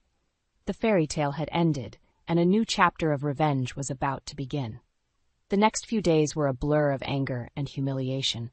I tried my best to maintain a professional demeanor at work, but every time I saw Blake, a wave of resentment washed over me. "Harper, can we just act professional?" he had the audacity to ask one day as we passed each other in the hallway. I fixed him with a withering glare. "Don't talk to me. Ever." His face fell, but I couldn't bring myself to care. He had shattered my heart, and his family had treated my mother and me like garbage. Meanwhile, Jennifer was on a warpath, determined to bring down the Turners at any cost. "We need everything on them," she told me one evening over the phone. "Financial records, emails, anything that could be used as leverage." I nodded, though she couldn't see me. They'll never see it coming. With a newfound sense of purpose, I started paying closer attention to Blake's behavior at work. I noticed him taking frequent calls in hushed tones, disappearing for hours at a time without explanation. And then there was Melanie, the woman he had chosen over me. She would strut around the office like she owned the place, always throwing me condescending looks whenever our paths crossed. One day, as I was working late, I overheard Melanie on the phone in the break room. "Don't worry, baby. I'll take care of everything. Harper is no threat to us." My blood boiled at the smug tone in her voice. She had no idea what was coming. Over the next few weeks, Jennifer and I meticulously gathered evidence of Blake's misdeeds. Financial statements that didn't add up, emails discussing shady business deals, even recordings of him bad-mouthing his own family. "They're going to pay for what they did to us," Jennifer said, her voice laced with determination. I nodded, my jaw clenched. The Turners had made a grave mistake in underestimating us. Their perfect little world was about to come crashing down around them. With our plan set in motion, Jennifer and I decided to pay one final visit to the Turners' estate under the guise of returning Blake's engagement ring. As we pulled up to the imposing gates, my heart was pounding with a mixture of anticipation and dread. "Are you ready for this?" Jennifer asked, her expression steely. I took a deep breath and nodded. More than ready. We rang the bell, and a few moments later, the gates swung open, allowing us to proceed up the winding driveway. As we approached the front door, it opened to reveal none other than Melanie, her perfectly coiffed hair and designer outfit a stark contrast to our more modest attire. "Well, well, if it isn't the scorned ex-fiancée and her mom," she sneered, looking us up and down with disdain. Before I could respond, Carolyn's shrill voice echoed from inside. "Who is it, Melanie?" "Just some unwanted guests," Melanie called back, her lips curling into a smug smile. Carolyn appeared in the doorway, her nose turned up in distaste. "What are you doing here?" I held up the ring box, my hand trembling slightly. "I'm here to return the ring," Carolyn scoffed. "Get out of my house." But I stood my ground, feeling a surge of confidence coursing through me. "Not until you hear what I have to say." Melanie rolled her eyes. This should be good. Ignoring her jab, I pulled out my phone and hit play on the damning recordings we had gathered. Blake's voice filled the air, discussing shady business deals and misappropriation of company funds. Carolyn's face drained of color as she listened, her eyes widening in horror. "Blake, what have you done?" As if on cue, Blake himself appeared, his expression turning to one of panic when he saw us. "Harper? Mom, what's going on?" "You tell us, son." David's gruff voice came from behind him. "Care to explain these recordings?" Blake's mouth opened and closed like a fish out of water, but no words came out. Melanie, however, found her voice. "Blake, you assured me everything was above board. You lied to me." The tension in the air was palpable as the Turners turned on each other, accusations and insults flying back and forth. In the chaos, Jennifer leaned over and whispered in my ear, "Their empire is crumbling, just as we planned." I allowed myself a small smile, feeling a sense of vindication wash over me. The Turners had brought this upon themselves, and now they were reaping what they had sown. Good riddance, I muttered, watching as Melanie stormed off, her perfect facade finally shattered. After the explosive confrontation at the Turners' estate, I expected Blake to slink away in shame, tail between his legs. Instead, he had the audacity to show up at the office the next day, acting as if nothing had happened. As I sat at my desk, trying to focus on work, I could feel his eyes boring into the back of my head. Finally, I couldn't take it anymore. "What do you want, Blake?" I hissed, whirling around to face him. He held up his hands in a placating gesture. "Harper, I know things got heated the other night, but can't we just move past it, for the sake of professionalism?" I let out a humorless laugh. "Professionalism? After everything you and your family put me through?" Blake's expression hardened. "That's ancient history. Melanie and I have moved on, and you should too."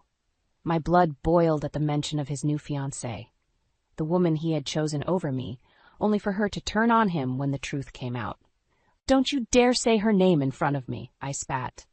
"And don't think for a second that this is over. Your family's downfall is just beginning." Blake's eyes flashed with something akin to fear, but he quickly masked it with a smirk. "Whatever helps you sleep at night, Harper." With that, he turned and sauntered away, leaving me seething. The nerve of that man, acting like he was untouchable. Over the next few weeks, Blake continued to pester me, sending me emails and leaving voicemails, all in the name of professionalism. Each time I deleted or ignored them, my hatred for him growing stronger by the day. Meanwhile, Jennifer and I were hard at work, gathering even more evidence of the Turners' misdeeds. Financial records, incriminating emails, you name it. We were building an airtight case against them, one that would ensure their empire crumbled to dust. And then there was Melanie. The woman who had once looked down her nose at me now seemed lost and adrift, her perfect life in tatters. Part of me felt a twinge of satisfaction at seeing her brought low, but mostly I just pitied her. She had been just as much a pawn in Blake's games as I had. As the weeks turned to months, the walls continued to close in on the Turners. Their once mighty company was hemorrhaging money and clients, and rumors of their shady dealings were beginning to circulate in the media. Through it all, I remained focused and professional, letting my work speak for itself. And whenever Blake tried to engage me, I shut him down with a withering glare or a curt "leave me alone." The time for words was over. Now, it was time for action. And Jennifer and I were ready to deliver the final blow that would bring the Turners to their knees. As the weeks passed, my determination to bring down the Turners only grew stronger. Jennifer and I spent countless hours poring over the evidence we'd gathered, looking for any weak spots in their armor. "We need to hit them where it hurts the most," Jennifer said one evening, her brow furrowed in concentration. "Their reputation, their finances, everything." I nodded in agreement. "They'll regret the day they ever crossed us." Meanwhile, at the office, I couldn't help but notice Blake's behavior becoming increasingly erratic. He would disappear for hours at a time, only to return looking disheveled and stressed. I couldn't help but wonder what shady dealings he was up to now. One day, as I was leaving for the evening, I caught sight of Blake in a heated conversation with a man I didn't recognize. Their voices were hushed, but the tension was palpable. "You have to take care of this, Blake," the man hissed. "Your family's reputation is on the line." Blake ran a hand through his hair, his expression one of pure desperation. I know. Just give me a little more time." As they parted ways, Blake caught sight of me and froze, his eyes wide like a deer in headlights. Before he could say anything, I turned on my heel and walked away, my mind whirling with questions. What kind of trouble was Blake in now? And more importantly, how could I use it to my advantage? Over the next few days, I made it a point to keep a closer eye on Blake's comings and goings. I noticed him taking more and more clandestine meetings, always with different, shady-looking characters. It was clear that whatever he was involved in, it was deep and far-reaching, and if my hunch was correct, it could be the key to finally bringing down the entire Turner empire. As I shared my observations with Jennifer, her eyes lit up with a fierce determination. "We need to get to the bottom of this," she said, her voice steely, "no matter what it takes." And so we hatched a plan. We would tail Blake, document his every move, and gather as much evidence as possible about his secret dealings. It was a risky move, but one we were both willing to take. The first few times we followed him, it was relatively uneventful. Blake would meet with his associates, exchange hushed words and cryptic documents, and then go on his way. But then, one night, everything changed. We had been tailing Blake for hours, watching as he bounced from one seedy location to the next. Finally, he pulled up to a rundown warehouse on the outskirts of town. "This is it," Jennifer whispered, her grip tightening on the steering wheel. "I can feel it." We watched with bated breath as Blake slipped inside, disappearing into the shadows. After a few tense minutes, we decided to follow, our hearts pounding in our chests. What we saw inside that warehouse would change everything. After months of meticulous planning and gathering evidence, the time had finally come to confront Blake and his family head-on. With a deep breath, I steeled my nerves and rang the doorbell of the Turner estate, Jennifer by my side. The door swung open, and there stood Melanie, perfectly coiffed as always. Her eyes widened in surprise when she saw us. Well, if it isn't the scorned ex and her mother," she sneered. "Come to beg for scraps." Before I could respond, Carolyn's shrill voice echoed from inside. "Who is it, Melanie?" "Just some unwanted guests," Melanie called back, her lips curling into a smug smile. Carolyn appeared in the doorway, her face twisting into a scowl. "You two have some nerve showing up here."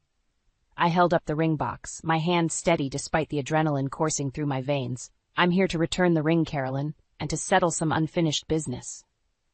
Carolyn scoffed. "Get out of my house before I call the authorities." But I stood my ground, feeling a surge of confidence wash over me. "Not until you hear what I have to say." Melanie rolled her eyes. This should be good. Ignoring her jab, I pulled out my phone and hit play on the damning recordings we had gathered. Blake's voice filled the air, discussing shady business deals and misappropriation of company funds. Carolyn's face drained of color as she listened, her eyes widening in horror. "Blake, what have you done?" As if on cue, Blake himself appeared, his expression turning to one of panic when he saw us. "Harper? Mom, what's going on?" "You tell us, son," David's gruff voice came from behind him. "Care to explain these recordings?" Blake opened and closed his mouth like a fish out of water, but no words came out. Melanie, however, found her voice. "Blake, you assured me everything was above board. You lied to me." The tension in the air was palpable as the Turners turned on each other, accusations and insults flying back and forth. In the chaos, Jennifer leaned over and whispered in my ear, "Their empire is crumbling, just as we planned." I allowed myself a small, satisfied smile. The Turners had brought this upon themselves, and now they were reaping what they had sown. As Melanie stormed off in a huff, her perfect facade finally shattered, Blake rounded on me, his eyes blazing with fury. "You did this," he spat. "You and your mother have gone too far." I met his gaze unflinchingly. "No, Blake. You brought this on yourself with your lies and deceit. It's time to face the consequences." With those words, I turned and walked away, leaving the Turners to their imploding empire. The battle had been won, but the war was far from over. The fallout from our explosive confrontation at the Turner estate was swift and severe. Blake's family was in complete disarray, their carefully constructed facade crumbling around them. As the news of Blake's shady dealings and misuse of company funds hit the media, the Turners found themselves under intense scrutiny from the public and the authorities alike.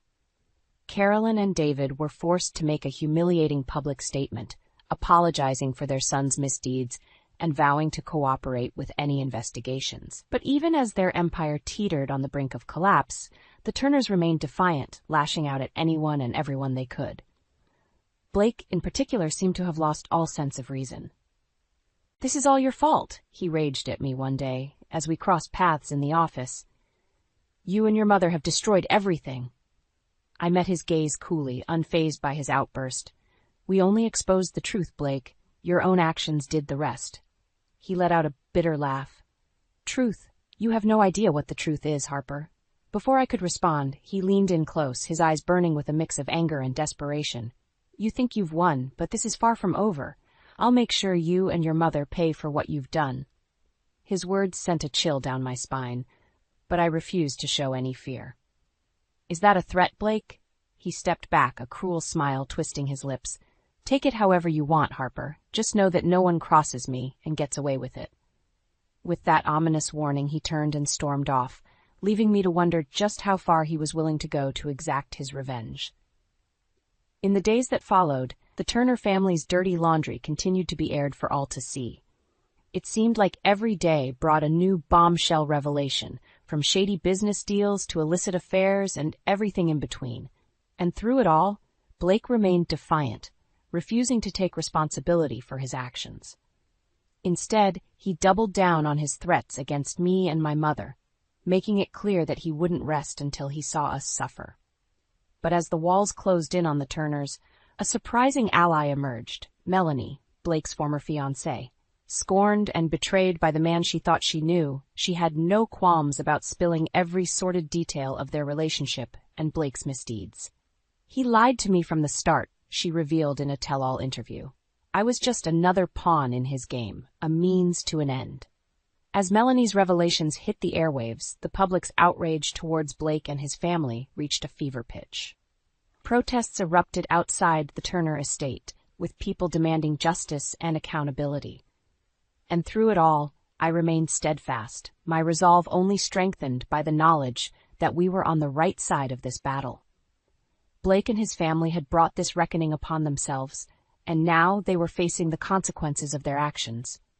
As the dust settled and the Turners' once mighty empire lay in ruins, I couldn't help but feel a sense of vindication. We had fought for what was right, and in the end, the truth had prevailed. In the aftermath of the Turner family scandal, the fallout was swift and severe. Blake's father, David, was forced to resign from his position as CEO of the company, and Carolyn found herself ostracized from the social circles she once ruled with an iron fist. As for Blake himself, he faced a slew of legal troubles, with investigations into his shady business dealings and misuse of company funds. It was a humiliating downfall for someone who had once seemed so untouchable. Through it all, I couldn't help but feel a sense of vindication. After months of meticulous planning and execution, our revenge had been achieved. The Turners' once mighty empire was in shambles, their reputation in tatters. "They got what they deserved," Jennifer said to me one evening, a satisfied smile on her face. "Their empire is crumbling, and it's all thanks to us." I nodded, feeling a weight lift off my shoulders. We had fought for justice, and in the end, the truth had prevailed. In the weeks that followed, I found myself adjusting to a new normal. The company I worked for had undergone a major restructuring in the wake of the Turner scandal, and I was transferred to a different department, far away from the toxic environment that had once surrounded Blake and his family. It was a fresh start, and one that I embraced wholeheartedly. Gone were the days of walking on eggshells and dealing with Blake's constant harassment.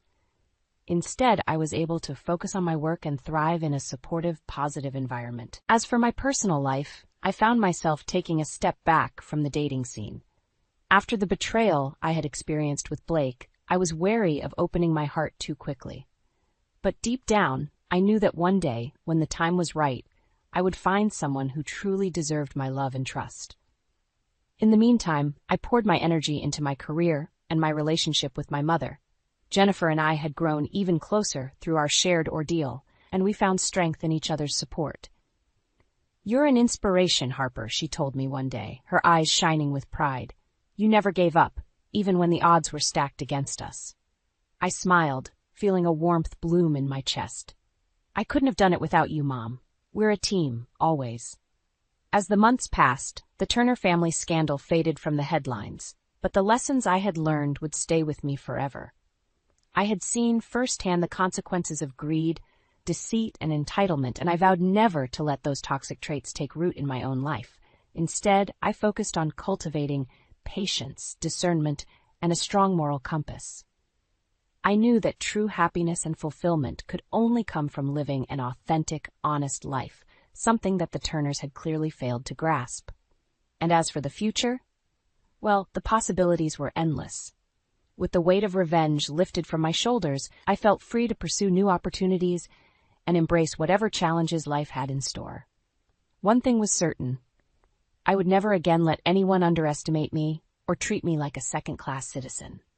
The Turners had learned that lesson the hard way, and I was all the stronger for it.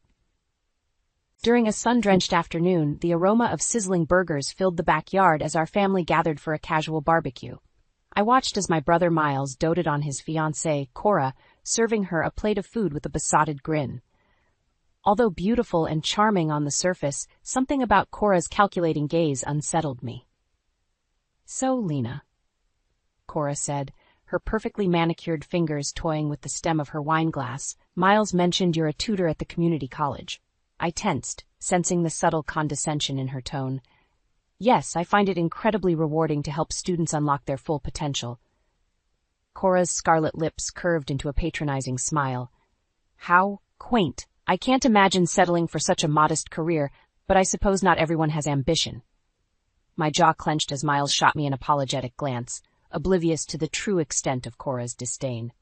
I forced a polite smile, determined not to cause a scene at our family gathering. Later, as I helped Mom clear the dishes, she leaned in close. "Cora seems a bit intense, doesn't she?" I exhaled slowly, choosing my words carefully. "I'm just worried Miles might be rushing into this. They've only been together for a few months." Mom's brow furrowed with concern. "You don't think she's after our family's money, do you?" Before I could respond, Miles strode into the kitchen, his arm draped possessively around Cora's waist. "There are my two favorite ladies. What are you whispering about?" Cora flashed her dazzling smile, but I noticed the calculation behind her eyes. "Oh, just girl talk." As the evening wound down, I couldn't shake the uneasy feeling that Cora's true motives extended far beyond love and commitment. Her snide remarks hinted at a deep disdain for anyone or anything she deemed beneath her. And for some reason, I feared my brother had become her latest target. In the weeks following the barbecue, my unease around Cora only intensified. I noticed peculiar charges appearing on the family business accounts. Expensive jewelry, designer clothes, even a deposit for a lavish destination wedding venue. When I questioned Miles about it, he brushed it off, insisting Cora was just getting settled into her new role managing our finances. "She's brilliant with numbers, Lena," he said dreamily. "I've never felt more confident leaving that side of things to someone else." I wanted to believe him, but something didn't add up. How could this near stranger have earned such blind trust so quickly? One evening, I stopped by Miles' apartment unannounced, hoping to catch Cora off guard. She opened the door, her perfectly coiffed hair and immaculate makeup striking for that late hour. "Lena, what a surprise," she purred, not bothering to hide her disdain. "Miles isn't home from the office yet. Actually, I wanted to talk to you." I pushed past her into the living room, unfazed by her narrowed eyes. "I've noticed some irregular expenses on the business accounts you're managing." Cora's expression remained infuriatingly calm. "Oh? Like what?" I listed off the suspicious charges: designer clothes, lavish vacations, even personal care services that seemed wildly excessive. "Care to explain what our family's hard-earned money is being spent on?" For a moment her mask slipped, revealing a flash of anger. But just as quickly, the placid smile returned. "Lena, darling, you worry too much. Can't a woman treat herself occasionally?" She trailed a finger along my arm, her voice taking on a sickly sweet tone. "Why don't you find yourself a nice man and leave the business matters to me?" I jerked away from her touch, repulsed. "I don't trust you, Cora, and I won't stop until I expose whatever game you're playing." Her smile turned frigid. "You'd be wise to mind your own business. Wouldn't want anything unfortunate to happen to your beloved community college, now would you?" The thinly veiled threat hung in the air as I stormed out, more convinced than ever that Cora's intentions were sinister. If Miles refused to see the truth, I'd have to take matters into my own hands, for the sake of our family. After my confrontation with Cora, I knew I needed to dig deeper into her background. Miles was too blinded by love to see the truth, so it was up to me to expose her for who she really was before it was too late. I spent sleepless nights scouring the internet, searching for any clues about Cora's past relationships or financial dealings. What I uncovered was a trail of wealthy men she had dated briefly before unexpectedly cutting ties and moving on to her next target. Posing as a prospective client, I even contacted a few of Cora's former romantic interests. The stories they told painted a disturbing picture, one of manipulation, deceit, and a ruthless pursuit of money and status. "She love-bombed me at first," one man confided over the phone, his voice laced with bitterness. "Showered me with attention, made me feel like the luckiest guy in the world, but but as soon as I signed over power of attorney, she drained my accounts and disappeared. Another disclosed how Cora had pressured him into an accelerated wedding timeline, only to call it off at the last minute and walk away with the non-refundable deposits. With each new revelation, my determination to stop Cora grew stronger. She was clearly a master of deception, and Miles was headed down the same tragic path as her previous victims if I didn't intervene. Meanwhile, Cora's schemes showed no signs of slowing down. She insisted on hosting an over-the-top engagement party, under the guise of celebrating their love, but likely as another opportunity to flaunt her illicit wealth. We simply must have it at the Grand Pavilion Ballroom. She gushed to Miles one evening when I stopped by unannounced. "It's the most exclusive venue in town." Miles beamed, utterly captivated. "Of course, my love, whatever you desire." She caught my skeptical gaze and smirked. "Lena, you're welcome to come as well, if you can find something suitable to wear from the community college's bargain bin." I bit back the urge to slap that smug grin off her face, reminding myself that confrontation would only cause Miles to further retreat into her web of lies. As I left, Cora's parting words cut like a knife. "I'd watch your back if I were you. You never know when something might slip through the cracks." Her vague threats only strengthened my resolve. If Cora thought she could bully me into submission, she was sorely mistaken. This was war, and I wouldn't rest until I reclaimed my brother from her toxic clutches. As the days ticked down to the engagement party, Cora's manipulation tactics intensified. She paid a visit to my parents, batting her long lashes as she spun an elaborate tale about investing in a once-in-a-lifetime business opportunity that required a hefty cash infusion. "It would secure all of our futures," she said, her voice dripping with false sincerity, "but we'll need your financial support to make it happen." My heart sank as I watched my normally sharp-witted parents get ensnared in Cora's deceitful web. Dad nodded enthusiastically, smitten by her charm offensive, while Mom wrung her hands with concern. "I'm not sure we have that kind of money readily available," she fretted. Cora's smile remained plastered on, but her eyes flashed with impatience. "Surely you could liquidate some assets or take out a loan against the family business? Miles and I would pay you back tenfold once this deal goes through." Before they could respond, I burst into the living room, unable to stay silent any longer. "Don't do it. She's lying to you, to all of us." Cora whirled toward me, her expression contorting into a venomous glare. "How dare you barge in here and make such accusations?" "Because it's the truth." I shot back, my voice rising with pent-up frustration. "I know all about your history of scamming wealthy men, Cora. You're nothing but a con artist." For the first time, real panic flickered across her features as she struggled to regain her composure. "She's delusional," Cora sputtered, turning to my stunned parents. "Lena's just bitter and jealous that her own life lacks purpose or direction." My fists clenched at my sides as Mom gaped at us, utterly bewildered. Dad's expression hardened as he considered Cora's deceptively innocent demeanor. "Is this true, Lena?" he asked gruffly. "Because if you're making outlandish claims with no proof, that's a line I won't tolerate." I took a deep, steadying breath. "I have proof. Lots of it." Reaching into my bag, I pulled out the dossier I'd compiled. Bank statements, testimonies from Cora's former flames, even a nugget about a prior arrest for financial fraud that had been expunged. Cora paled as I slammed the stack of papers on the coffee table with a thud. Her green eyes, so adept at feigning warmth, now blazed with undisguised hatred. "You'll regret this," she hissed through gritted teeth. I leveled her with an icy glare. "No, Cora. You're the one who's going to regret ever messing with my family." With that vow lingering in the tense silence, I turned on my heel and stormed out, my mind already formulating a plan to put a stop to Cora's twisted games once and for all. In the aftermath of my confrontation with Cora, I wasted no time coordinating my next move. I knew her vindictive nature meant she would likely retaliate, so I had to strike first and decisively. I gathered a small group of trusted relatives, my Uncle Jack, Cousin Emma, and Miles's childhood best friend, Alex. After swearing them to secrecy, I laid out the incriminating evidence I'd compiled on Cora. "This woman is out to bleed our family dry," I declared, sliding copies of the dossier across the table. "We need to expose her lies at the engagement party before she has a chance to make her next play." Uncle Jack stroked his graying beard, eyes narrowed in contemplation. I always had a bad feeling about that one. Count me in. Emma and Alex exchanged a loaded glance before nodding in solemn agreement. With my covert team assembled, we began mapping out an airtight plan of attack. Meanwhile, Cora continued flaunting her false persona, leveraging Miles's family connections to further her own agenda. I cringed as she sidled up to unsuspecting relatives at a lunch gathering, batting her lashes and spinning grandiose tales about her supposed business ventures. We're diversifying into high-end real estate development, she gushed, clinging to Miles' arm with an adoring smile. It's such an exciting opportunity, Miles beamed, utterly enthralled, as the others offered congratulations and well wishes.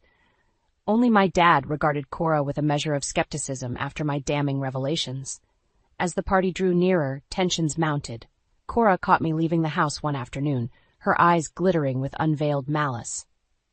I know what you're up to, she hissed, strutting toward me with fists clenched. You and your pathetic little crew can try to take me down, but I'll bury you all. I refused to flinch, squaring my shoulders as I met her venomous glare. I'm not afraid of you, Cora. It's over. A cruel smile curved her painted lips. We'll see about that.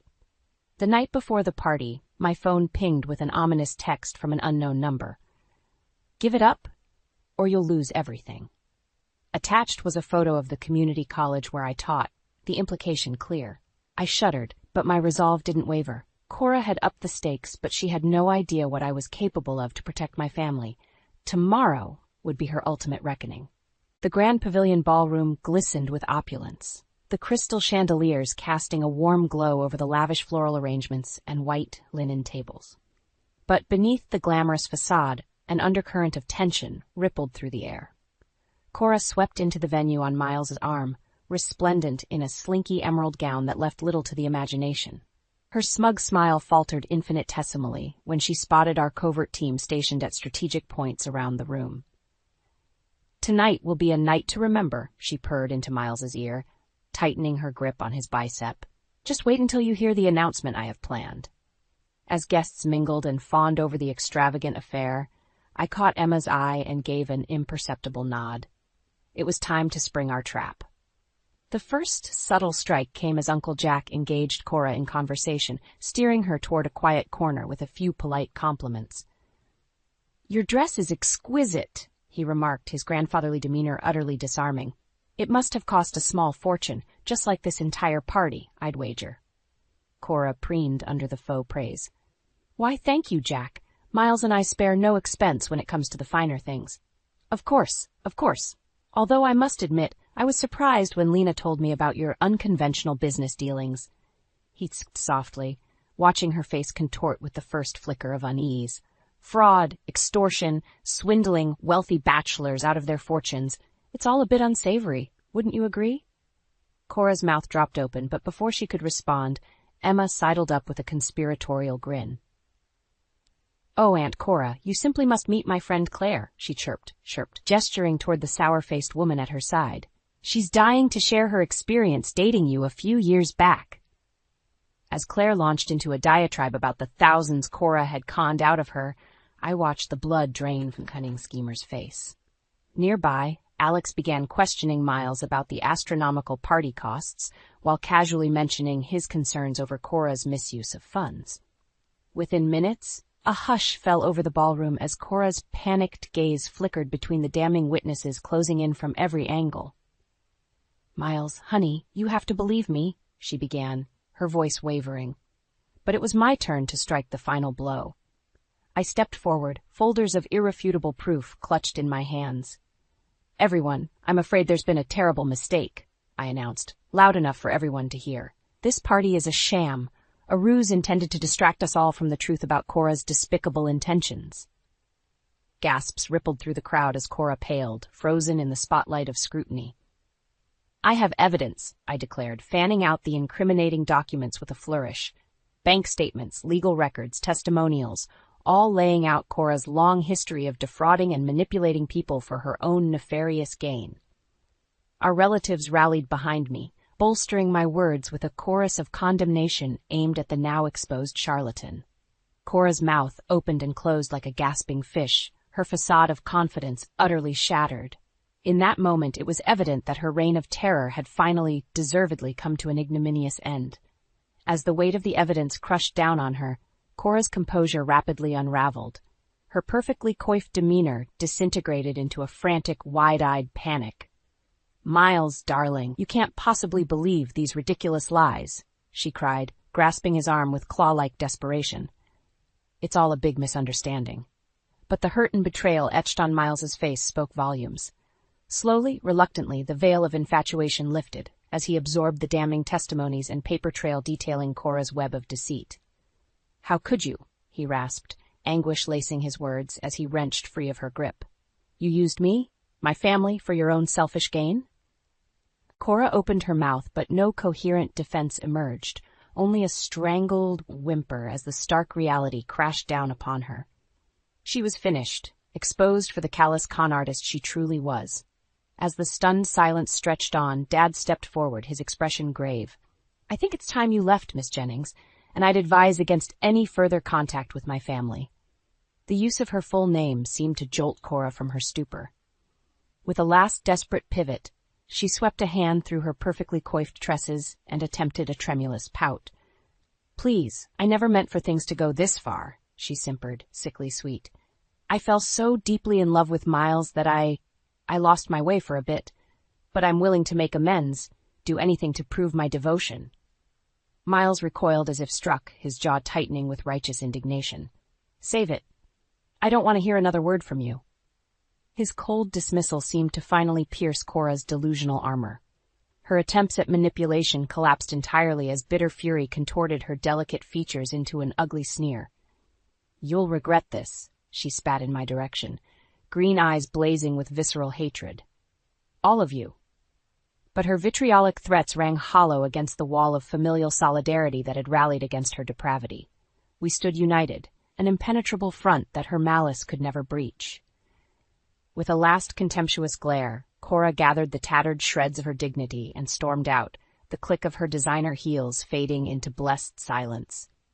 Gradually, the tension in the room dissipated as the truth of Cora's treachery sank in.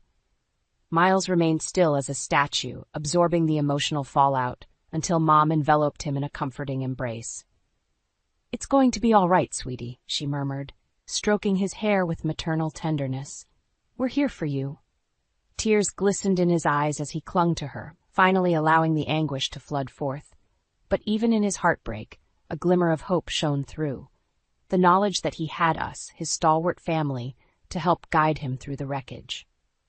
As I watched my brother's agonizing journey towards healing begin, I felt a profound sense of relief.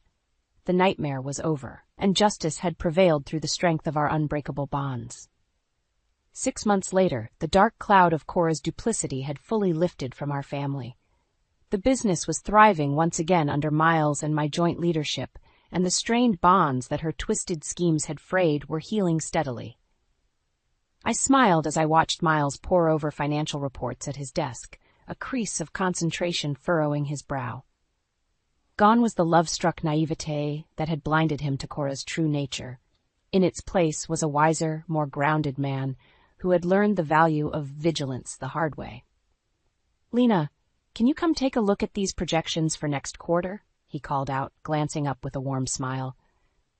"I want to make sure I'm not missing anything." As I rounded the desk to stand at his side, I couldn't help but feel a swell of pride at how far he'd come.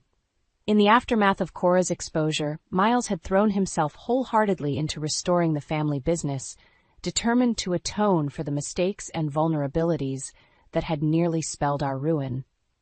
"Everything looks solid to me," I assured him, scanning the spreadsheet with a practiced eye. "Though I think we could afford to be a bit more aggressive with the marketing budget for that new product line." Miles nodded thoughtfully, jotting down a note. "You're probably right. I trust your instincts." The easy camaraderie and mutual respect between us was a far cry from the strained tensions of months past. Cora's deception had shaken Miles to his core, but rather than retreat inward, he had emerged more committed than ever to upholding the values of honesty and integrity that were the bedrock of our family legacy. Over dinner that evening, conversation flowed as freely as the wine, our raucous laughter filling the air in a way it hadn't for far too long. "Remember when Cora tried to pass off that ratty old fur as a vintage Revlon?" Emma cackled, nearly spilling her drink as she dissolved into a fresh gale of mirth. An impish grin tugged at Miles' lips as he shook his head ruefully. "God, I can't believe how thoroughly she had me fooled. I'm just grateful you all saw through her act before it was too late." Mom reached across the table to give his hand a tender squeeze. "What matters is that you opened your eyes in the end, honey. We're just glad to have you back." As the night wound down and our boisterous clan gradually dispersed, I found myself alone on the back patio, gazing up at the twinkling canopy of stars. So much had changed, and yet in many ways we had emerged stronger, a family united by the indestructible bonds of loyalty and truth. In that tranquil moment, I felt a profound sense of gratitude and resolution wash over me. We had weathered Cora's storm of malice and emerged battle-tested but whole. And though the scars might never fully fade, our perseverance and love for one another would forever be the blazing beacon to guide us through any darkness that dared encroach on our lives again. "Leah, we need to go, now." Alex stood by the door, one shoe on, one shoe off. His phone buzzed on the counter, a jittery reminder of his mother's panicked voice moments earlier. "Did she say what happened?" I asked, rushing to grab my keys. "No, just that everything's out on the lawn and she needs us. Sounded off, Leah. Really off." We sped through the quiet streets, my heart drumming in sync with the pulsing engine. Ruth had always been a strong woman, not the sort to easily panic. My fingers tightened around the wheel, my mind racing. When we pulled up to the house, the scene was jarring. Ruth's belongings were strewn across the yard. Old photo albums lay open, pages fluttering in the breeze. Furniture was haphazardly arranged, and Ruth sat on the porch, a calm smile on her face. It didn't fit. "Mom?" Alex rushed forward.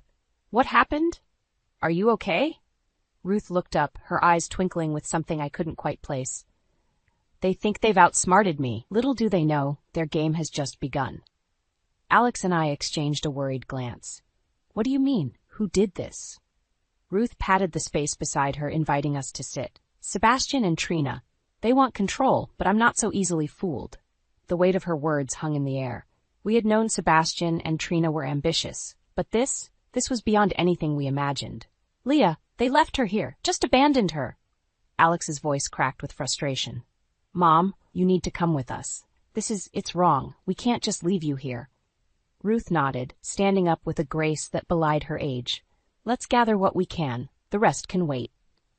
As we packed up Ruth's life, she seemed oddly composed. Alex kept shaking his head, eyes clouded with confusion. I couldn't shake the feeling that there was more to the story. Ruth's cryptic comment about the game had unsettled me deeply. Back at our place, we settled Ruth into the guest room. Alex and I sat in the kitchen, the silence stretching between us. Finally, he broke it. She said, "Their game has just begun, Leah." "What does she mean?" I shrugged, feeling the same unease. "I don't know, but we need to find out." Ruth's presence changed the dynamic of our home completely. She acted as though nothing unusual had happened, her demeanor eerily serene. Over dinner, she was her usual bright self, discussing mundane things like the weather and neighborhood gossip. It was only later, as I watched her from the doorway of her room, that I caught a fleeting glimpse of something cold and calculating in her eyes. It disappeared almost as soon as it appeared. The next morning, Alex and I sat sipping coffee, our thoughts clearly on the same track. "We need to talk to Sebastian and Trina," I suggested. "Agreed, but let's do it carefully. They won't confess easily." "Leah, I just want a family that's close. I thought moving back here would bring us together." His voice was laced with disappointment. I reached out, giving his hand a reassuring squeeze. "We'll figure this out. We will." Days turned into a blur of whispered conversations and silent tensions. Alex set up a meeting with Sebastian. Meanwhile, Ruth continued her cryptic hints, always stopping just short of revealing her full hand. One night, as I walked past Ruth's room, I heard her murmur, "The pawns are in place." Yet my blood ran cold. Something serious was unfolding, and we were right in the middle of it. As we prepared to face Sebastian, a mixture of dread and determination settled in my chest. This wasn't just about Ruth anymore. It was about uncovering the truth, protecting our family, and maybe playing a game we hadn't known we'd entered. And I was ready to win. Sitting across from Sebastian was like confronting a glacier, cold and immovable. His eyes darted between Alex and me, a smirk playing on his lips. Trina sat beside him, flipping through her phone, acting disinterested. "So what's this about, little brother?" Sebastian finally asked, that smug grin not leaving his face. Alex clenched his fists under the table. "Mom's things were thrown out. She was scared and confused. We want to know why." Sebastian raised an eyebrow, leaning back in his chair. "Mom's condition is worsening. It's better for her to be with someone who can provide constant care." "And that someone is you?" Alex's voice dripped with sarcasm. Trina finally looked up, her expression bored. "She needs stability, Alex. Your job keeps you busy. We can provide what she needs." I felt my anger rising. Abandoning her on the porch doesn't sound like providing care. Sebastian shrugged. "She was being difficult. We had to make a point." Alex's face turned red. "A point? She's your mother." Sebastian's smirk faded, replaced by a cold glare. "Don't lecture me, Alex. I'm handling it." The tension in the room was suffocating. I realized we wouldn't get any honest answers here. Alex stood up abruptly, and I followed. "This isn't over, Sebastian," Alex said. Sebastian's eyes narrowed. "Make sure it's not. You wouldn't want to test me." As we left, I couldn't shake the feeling that Sebastian and Trina were hiding something far more sinister. They had no intention of letting Ruth regain control over her life. When we got home, Ruth was knitting in the living room, calm as ever. She glanced up at us. "How did it go?" she asked with a knowing smile. "Not well," Alex replied, dropping onto the couch. "Did you expect anything different?" Ruth's tone was light, but her eyes were sharp. We stayed silent for a moment before Ruth spoke again. "It's time you knew what Sebastian and Trina are really after." She motioned for us to sit. We listened as she began to unravel the tangled web of manipulation. Sebastian and Trina had been planning this for a long time.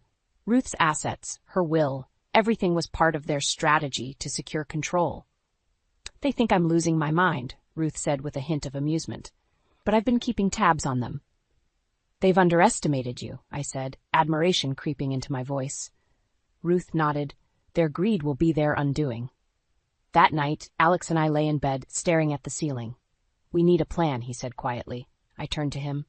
"We need to protect her and expose them." In the following days, we set our plan into motion. Ruth handed over documents, receipts, anything that tracked Sebastian and Trina's moves. Every revelation fueled our resolve. One evening, our doorbell rang. It was Trina, holding a box of Ruth's things. "Mom left these at the house," she said sweetly. "She's not your responsibility anymore," Alex snapped. Trina's eyes glinted. "We'll see about that." As she left, I exchanged a look with Alex. The battle lines were drawn. Their game was cruel, but we were ready to fight back. Ruth's quiet strength bolstered our determination. We'd protect her from this twisted game and bring Sebastian and Trina's plans crashing down. The stakes were high, but like Ruth said, it was they who had miscalculated. Every weekend, Alex and I visited Ruth at Sebastian's house. Each time, the hostility from Sebastian and Trina was palpable. One Saturday, we found Ruth alone in the living room, gazing absently out the window. "Hi, Mom," Alex said gently. She turned, smiling. "Hello, dear. Leah." Sebastian entered, his face darkening at our presence. "You're early." "We wanted to spend some time with Mom," I said, matching his cold stare. "Don't mind us," Alex added. "We'll just be a while." Sebastian scoffed. "Make it quick. Trina and I have plans." We exchanged a look with Ruth, her eyes calm but aware. We sat and chatted, trying to ignore Sebastian's hovering presence. After a while, Ruth's gaze drifted to her eldest son. "Sebastian, why don't you join us?" His sneer was immediate. "I have better things to do than listen to family trivia." "Like plotting against Mom?" Alex shot back. Sebastian's eyes narrowed. "Careful, Alex." Ruth's hand on Alex's arm was the only thing that kept him from saying more. "Let's not quarrel," she said softly. He bit his lip, but stayed silent. Ruth turned to me, her eyes asking 1,000 questions. I forced a smile. "It's just frustrating seeing how you're treated." "Leah," she said, her voice firm, "we'll handle it." Sebastian's phone buzzed, breaking the tension. "Mom, Trina and I are taking over your care. It's obvious you can't live alone anymore." Ruth's composed mask didn't slip. "And what exactly do you mean by that?" Sebastian shrugged. "You'll be moving in with us permanently." My jaw dropped. Without discussing it? She's not in any state to argue, he replied, his voice dripping with sarcasm. Ruth's eyes locked on mine. We'll see. The atmosphere was heavy as we left. Back home, Alex punched a wall in frustration. He's manipulating everything. We can't let him do this. We won't, I promised, but we need evidence. The following weeks, we documented every interaction, every comment. Ruth's clarity in those moments was undeniable. She played along, giving just enough to keep Sebastian and Trina at bay. One afternoon, while Ruth and I sat in the garden, she spoke quietly. They're convinced they've won, but every pawn they move brings them closer to their downfall. Alex joined us, bringing his laptop. Look at this. Mom, did you sign any documents recently? Her eyes flickered with a hint of triumph. Sebastian tried to force my hand. I signed nothing of importance. That's crucial, Alex said, showing us forged papers. They're trying to make it look like you did. Ruth's smile was frightfully serene. They'll regret underestimating me. Days later, I overheard Sebastian and Trina conspiring. Once she's declared unfit, everything's ours, Trina whispered. Sebastian smirked. It's only a matter of time. I recorded their conversation, my heart pounding. Our proof was building, and with it, our resolve. The next family dinner, Ruth was the picture of serenity. Mid-conversation, she casually dropped, I'll be making some changes to my will. Sebastian's fork clattered to his plate. What changes? Ruth smiled sweetly. To protect myself from unforeseen circumstances. You can't do that, Trina snapped, panic edging her voice. Oh, but I can, Ruth replied, and I will. The dinner ended in frosty silence, but we knew we had them on edge now. That night, Alex and I stayed up late, plans unfurling between us. Ruth wasn't alone in her fight. We were a team, and we aimed to expose every deceit, every betrayal. The game was far from over. Ruth's resilience and cunning fortified our resolve. Sebastian and Trina might have started this, but we intended to finish it. Days turned into weeks, and each visit to Sebastian's felt like stepping into enemy territory. Ruth remained a calm force, but the tension was suffocating. Her serene demeanor only seemed to infuriate Sebastian and Trina more. One humid Saturday afternoon, Alex and I were sorting through some of Ruth's papers in the guest room when we heard raised voices downstairs. We hurried to find Ruth and Sebastian in a heated argument. You can't just take over my life, Sebastian. Ruth's voice was trembling but firm. You're not thinking straight, Mom. This is for your own good, Sebastian snarled, his face a mask of frustration. Alex stepped between them. Stop this, Sebastian. She's not incapable. You have no right. Trina appeared out of nowhere, her face twisted with a mean smile. You're fighting a losing battle, Alex. Just accept it. No, Alex shot back. We're not giving up on Mom. Ruth's eyes met mine with a silent resolve, then turned back to Sebastian. I may be getting old, but I'm not blind to your intentions. Sebastian's jaw tightened. You'll regret standing against us. Later that night, as we prepared to leave, Ruth pulled us aside. I overheard them talking, she whispered, her expression more serious than usual. What did they say? I asked, heart pounding. They plan to get me declared mentally unfit. They need the control. Alex's eyes widened. How can they do that? Not Ruth's smile was grim. They've already got a doctor who'll back their claim. Then we need to act fast, I said. We need more evidence. The days that followed were filled with a quiet, simmering tension. Ruth continued to play her role, but I could see the exhaustion in her eyes. Still, she never wavered. One evening, Alex and I decided to pay a surprise visit. We arrived to find Ruth sitting quietly in the living room, her usually neat hair slightly disheveled. She motioned us to sit. Listen carefully, she said softly. I've learned they plan to have me moved to a facility. What? Alex's voice was loud, his eyes wide with disbelief. It's happening soon, Ruth continued. Sebastian wants to make it look like I can't live at home anymore. Trina suddenly appeared, her eyes narrowing as she noticed us. What are you doing here? We needed to talk to Mom, I said calmly. Trina didn't bother to hide her contempt. You're meddling where you don't belong. It's too late to save her. Ruth stood up slowly, her eyes never leaving Trina's. This isn't over. Trina smirked. It will be soon. We left with a fierce determination burning in our chests. At home, we gathered everything we had. The recordings, the forged documents, every piece of the puzzle that showed Sebastian and Trina's plans. The next morning, we confronted Sebastian and Trina in Ruth's living room. Alex held up a stack of papers. We know what you've been doing, and we have proof. Sebastian's face went white, but he quickly masked it with anger. Get out. This isn't your business. It's very much our business, I said, stepping closer. We won't let you do this. Trina's eyes flared with anger. You have no idea what you're up against. Ruth's voice cut through the tension. Neither do you. That's when I noticed the flicker of doubt in their eyes. They sensed the tide turning. We left them in a stunned silence, our mission clear. Protect Ruth at all costs and bring their schemes into the light. As we walked away, the weight of the conflict didn't seem so crushing anymore. For the first time, we felt hope. The battle wasn't over, but we were prepared for whatever came next. Ruth's strength fortified us, and together we would dismantle the sinister game piece by piece. The following week, our tense standoff with Sebastian and Trina escalated rapidly. Secrets and lies clashed with our determination to protect Ruth. One rainy afternoon, I decided to sneak into Sebastian's office while he was out. The room reeked of arrogance, with its dark, imposing furniture and meticulously organized documents. My hands shook slightly as I rifled through drawers. Footsteps in the hallway made my heart race. I ducked behind the heavy curtains just as Trina entered.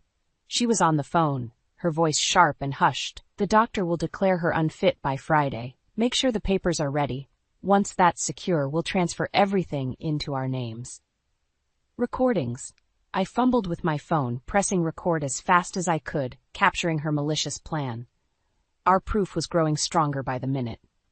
After Trina left, I carefully placed everything back in its place and slipped out of the office, heart pounding. As Alex drove us home, we replayed the recording. Each word filled us with a fresh wave of anger. We've got them now, Alex said, gripping the wheel. This proves everything. The next day, Ruth asked to be taken to a familiar park. We walked through the quiet paths, the sun casting long, comforting shadows. Her eyes were alert, yet her silence indicated contemplation. They've put their pieces on the board, she finally said. It's time for us to make our move. Alex nodded. We're ready. We have enough to take to the attorney. That evening, we prepared the documents and recordings, carefully organizing them to present a compelling case. Each file was another nail in Sebastian and Trina's coffin. The confrontation came sooner than expected. On Friday morning, we received a call. Mom's gone. Alex's voice was frantic. They've taken her. I swallowed a rising panic. Where? I don't know. They're not answering. We drove to Sebastian's house, a firestorm of urgency fueling us. Upon arrival, we found the house empty, echoing with a disturbing silence. Panic turned to grim resolve. Check the study, Alex urged. There might be clues. In Sebastian's office, we found an itinerary for a private clinic. I snapped a picture and raced back to Alex. This must be where they took her. We're bringing her back, Alex said, his voice steely with determination. We reached the clinic in record time. As we barged in, Sebastian met us at the door, fury blazing in his eyes. You're not supposed to be here, and you're not supposed to kidnap our mother, Alex shouted. Trina stood beside him, smug and defiant. We have every right. She's unfit. Ruth's voice broke through the commotion. Funny, considering you needed to forge documents to prove it. Alex stepped forward. We have recordings of your plans, your threats. It's over, Sebastian. Sebastian's expression flickered with doubt, but quickly hardened into a sneer. You have nothing. We'll see about that, Alex replied, holding up his phone. We're taking this to the authorities. Trina's confidence crumbled as the reality of their situation hit her. This isn't over. She screamed, but her voice lacked conviction. We escorted Ruth out, her demeanor calm, but her eyes blazing with triumph. On the drive home, she said, They underestimated us. That was their first mistake, I replied, glancing at Alex, who squeezed my hand. At home, we sat around the dining table, a quiet victory settling over us.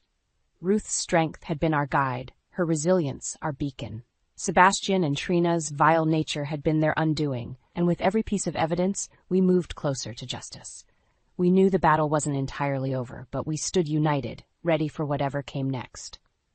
Ruth smiled at us, her eyes full of pride.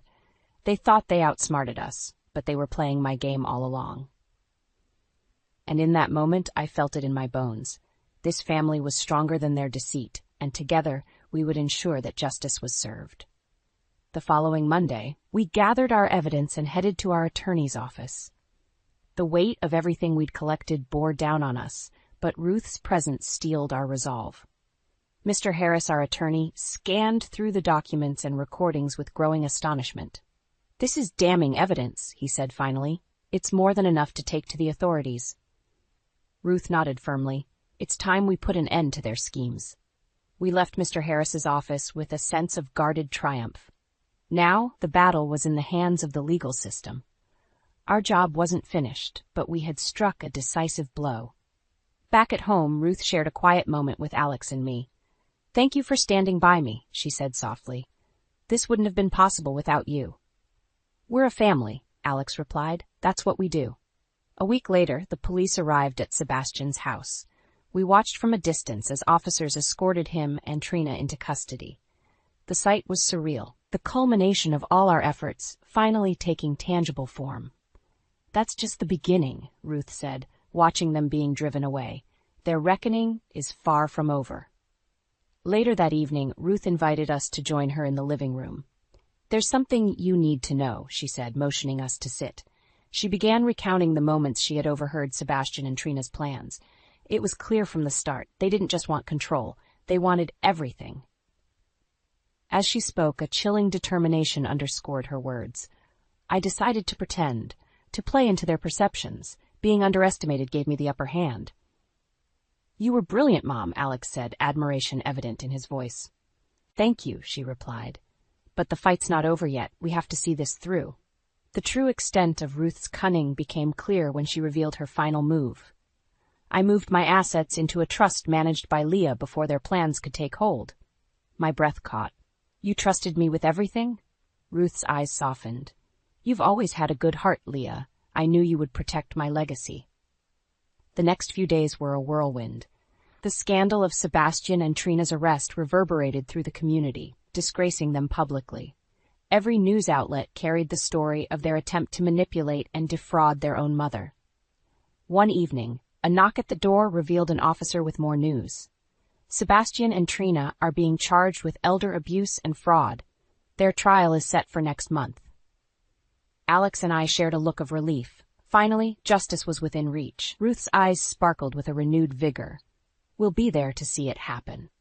The weeks leading up to the trial were tense, but Ruth's strength anchored us. She remained steadfast, her resolve unwavering. And when the day of the trial arrived, we walked into the courtroom as a united front. Sebastian and Trina looked defeated, far removed from their former arrogance. The evidence we provided painted a damning picture, and their defense crumbled under the weight of their deceit. Ruth took the stand, her testimony a powerful testament to her resilience. "I am not a pawn in their game. I am my own person, and I will not be controlled." The verdict was clear and just, guilty on all counts. Outside the courthouse, the reality of our victory settled in. Ruth turned to us, her eyes filled with gratitude. "We did it." "No, Mom," Alex corrected gently. "You did it. We just followed your lead." Ruth's smile was a beacon of the strength and love that had carried us through. This family is stronger together. They underestimated that, and it was their downfall. As we drove home, a sense of closure enveloped us. Ruth's cleverness and our unity had triumphed over deceit and greed. The battle had been long and arduous, but we emerged stronger, bound by the love and determination that made us a family. After the trial, a tense quiet settled over our lives.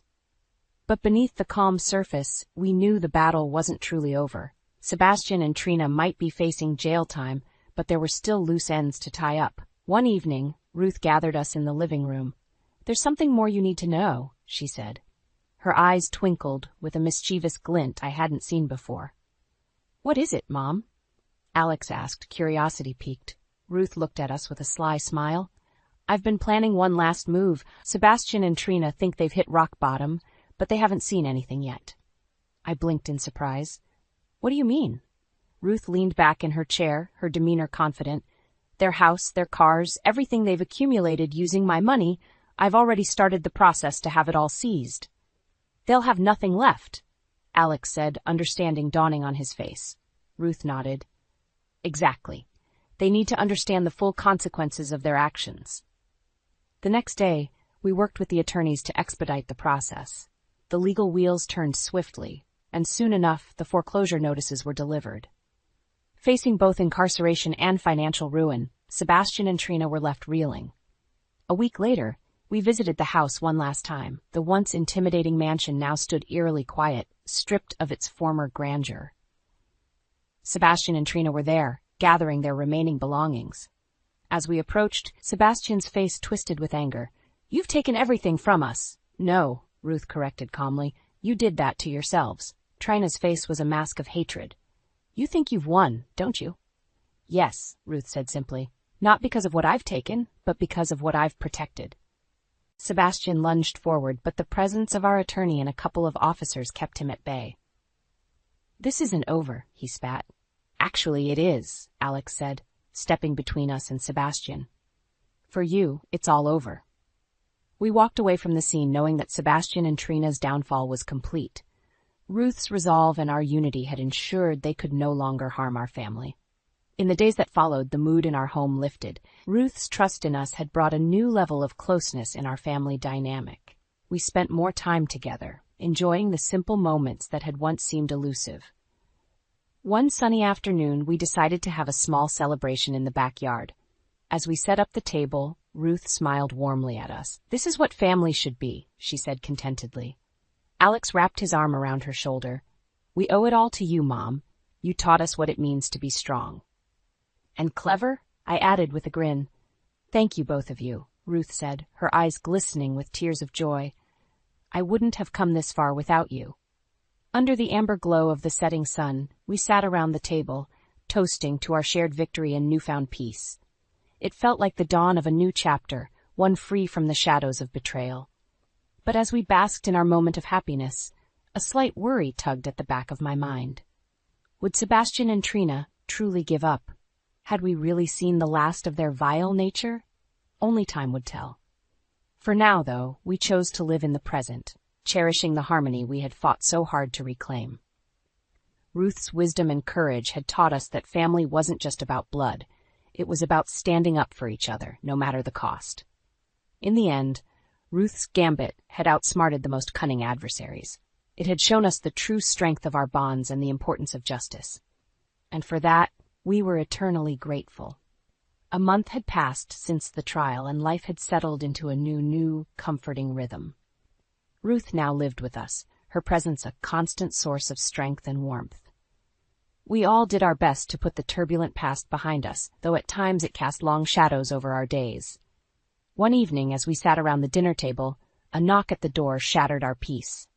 Alex went to answer it, and moments later, he returned with a letter in his hand, his expression unreadable. "What is it?" I asked, my pulse quickening. "It's from Sebastian," he said, handing me the envelope. A chill ran down my spine as I opened it and began to read. "Dear Alex, it seems you and your beloved Leah have won this round. Enjoy your victory while it lasts. Just remember, a cornered animal is the most dangerous. We will be back." I looked at Ruth, who sat calmly awaiting our reaction. "He's threatening us," I said, my voice barely above a whisper. Ruth sighed, her eyes reflecting a mix of annoyance and resolve. "Let them try. We're ready for whatever comes next." True to Ruth's spirit, we continued to live our lives, not allowing Sebastian's ominous message to shake us. We fortified our defenses, both legally and emotionally. Our unity was our strength, and we knew he couldn't break that. One afternoon, Alex and I found Ruth in the garden, tending to her beloved roses. "Mom," Alex said gently, "we need to talk about the future." Ruth looked up, her hands still covered in soil. "What's on your mind?" "We want to ensure that you're always protected," I explained. "Maybe we should formalize the trust and secure everything." Ruth wiped her hands on a cloth and stood up, her expression thoughtful. "You're right. It's time to take the final steps." In the days that followed, we worked with Mr. Harris to solidify Ruth's assets into an irrevocable trust. Each signature and sealed document felt like another layer of protection forming around her, around us. One evening, while we were finalizing the papers, Ruth paused, looking over the documents. "This isn't just about protecting me, you know," she said, her eyes meeting mine. "It's about protecting what's right, ensuring that deceit never wins." We nodded, understanding and appreciating the gravity of her words. Weeks passed, and the threat from Sebastian faded into a distant memory, though we remained vigilant. As summer gave way to autumn, our new life with Ruth felt more natural, a testament to the resilience we all shared. One crisp autumn morning, Ruth called us into the living room. There, she sat with an old, weathered book on her lap. "I want to read you something," she said, opening the book. Her voice filled the room as she recited a passage about justice, love, and the unbreakable bonds of family. "This is what you've given me," she said, closing the book and looking at us with glistening eyes. "A family that stands together, even in the face of adversity." Alex hugged her tight, his voice thick with emotion. "We wouldn't be here without you, Mom. You showed us what it means to truly fight for each other." Ruth smiled, a tear slipping down her cheek. "And you showed me what it means to be truly loved and protected." As we sat there, wrapped in the warmth of each other's presence, I realized that this was the true victory. Not just outsmarting Sebastian and Trina, but becoming a family in the fullest sense. We were stronger, more united, and ready for whatever lay ahead. The echoes of past conflicts faded into the background, and we embraced the harmony we had worked so hard to achieve. Ruth's wisdom and courage had led us through the darkest times, and now in the light, we found peace. And in that peace, we carved out a future together, one that Sebastian and Trina could never touch. "You can't just leave me for her, Stephen." Isabella's voice echoed through the grand marble lobby. He smiled ruefully, holding the hand of his new bride, Donna. My heart pounded like a drum. I couldn't believe what I was seeing. My fiancé of 3 years, Stephen Anderson, was standing in the middle of an exquisite wedding ceremony, but he wasn't waiting for me. He was with her, Donna.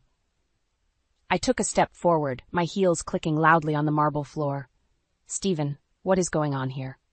My voice trembled, a mix of anger and pain. Stephen looked at me, the corner of his mouth curling into a smug grin. "Funny seeing you here, Isabella?" "Funny? You think this is funny?" My voice rose, drawing the attention of the guests. "You're marrying her, using the money we saved together for our future, for this?" Donna looked at him, confusion shadowing her eyes. "Stephen, is she telling the truth?" Stephen sighed, pulling his hand away from her grip. "Yes, Donna, it's true. Isabella and I were engaged, but she was never exciting enough." I felt like the ground had crumbled beneath me. "Exciting enough? Is that why you stole from me? To fund this sham of a wedding?"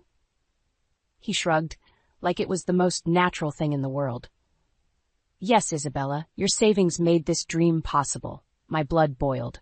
"You're a monster, Stephen." The crowd started murmuring, growing louder as people pieced together the betrayal. I could see the scandalous headlines already forming in their minds. Donna's shock turned into rage. "You used her money for our wedding? How could you do that to me?" Stephen turned to her, a forced calm in his voice. "Donna, listen." "No, Stephen," I interrupted. "You're not talking your way out of this one. Both of you deserve to know the truth. He's been playing us, Donna." Donna's face crumpled, and she stepped back, her eyes never leaving Stephen. "Is this all true? Have you been lying to me?" He tried to take her hand again, but she slapped it away. "Don't touch me." I looked around, meeting the eyes of everyone in the room. "I will make you regret this, Stephen." With a final glance at the chaos behind me, I turned on my heel and walked out of the grand lobby. Each step away from Stephen and Donna solidified my resolve. I was done being the quiet, naive fiancé. The betrayal fueled something fierce within me. Layla, my best friend and lawyer, picked me up from the hotel. "Are you all right, Isabella?" Her concern was evident, but she knew my answer. "I'm not okay, Layla, but I will be. We're going to make them pay." Her eyes sparkled with determination. "What do you plan to do?" I clasped my hands tightly in my lap, taking a deep breath. "We need to gather evidence. We need everything on Stephen's betrayal, and then we take him down." "Isabella, that's going to be hard. Are you sure about this?" I nodded. "More than ever. He didn't just betray my trust, he used me, my dreams, my savings." Layla's expression hardened. "All right, let's get to work. We'll need everything he's done, every lie, every theft." I looked out the window, the city lights blending into a blur. "He won't know what hit him." Layla nodded. "We'll make sure of that." As we drove away from the scene of ultimate betrayal, I knew one thing for sure. Stephen had made the biggest mistake of his life, and I was going to make sure he paid for every single moment of pain he had caused me. The sun dipped below the horizon as Layla and I settled into a corner booth at our favorite cafe. She opened her laptop, ready to document everything. "Start from the beginning, Isabella," she said. How did you meet Stephen? I took a sip of my coffee, gathering my thoughts. It was a business meeting. I was new at the firm, trying not to draw attention to myself. Stephen was the project lead, confident, charming. He made it all look effortless. Layla typed, nodding for me to continue. He saw me struggling with some papers and offered his help. It was a small gesture, but it meant a lot at the time. We started talking. He was always so engaging. It felt like he drew me out of my shell. Layla glanced up. Was he always manipulative? I shook my head. Not obviously. He knew how to hide it well. There were signs, though, small things that felt off. I remember the first time he snapped at me. Her fingers paused over the keys. What happened? He had promised he'd be at my friend's birthday. He didn't show up. When I confronted him, he turned it around, said I was being clingy, that he had important work commitments. Layla's brows furrowed. Work commitments? Yes, but I found out later he was at a bar with some friends. I brushed it off at the time, thinking maybe I was overreacting. He was always so convincing. He sounds like a textbook manipulator, charm when he needs it, cruelty when it benefits him. Exactly. There were good times, too. He made grand gestures, like that trip to the lake. He planned everything, made me feel special. Layla's frown deepened. But that was his trick, right? Lure you back in after pushing you away? Yes, I admitted, feeling a bitter taste in my mouth. Looking back, I see the pattern, but at the time I was blinded by love, or what I thought was love. And then the engagement. He proposed during a weekend getaway. He was so romantic. Candlelit dinner, fat rose petals. I thought it was genuine. Little did I know, he was planning our future with my money. Layla's eyes narrowed. When did you start putting money away with him? Right after we got engaged. He said he wanted to build a life together, and part of that was financial security. I trusted him, so I agreed. And he kept pushing the wedding plans, right? She asked, confirming what she already knew. Yes. Every time I asked about setting a date, he had an excuse. Work deadlines, family issues. I thought he wanted it to be perfect. Now I see he was stalling. While planning his wedding with Donna, Layla added, anger evident in her voice. Exactly. He played me for a fool. Layla leaned back, closing her laptop. We need evidence. Emails, messages, anything that shows his deceit. I nodded, resolute. I'll gather everything. He left traces. He got careless, thinking I wouldn't notice. We'll need to be thorough, Isabella. This has to be airtight. I know, I said, determination burning inside me. I won't let him get away with this. As we left the cafe, I made a silent vow. Stephen's charm had lured me in, but his lies had unleashed my fury. He would face the consequences of every deceitful act. Stephen's engagement party was the first time I felt completely out of place. His friends were loud, boisterous, like they owned the world. I nursed my drink, trying to find comfort in the corner of the room. Isn't Isabella too straight-laced for you, Stephen? One of his friends sneered, a tall man with an arrogant smirk. Stephen laughed, glancing over at me. She's perfect, he said, but his eyes flickered toward his phone, which buzzed incessantly all night. That was Stephen, always presenting one face to the world, another to those closest to him. I should have noticed the signs then.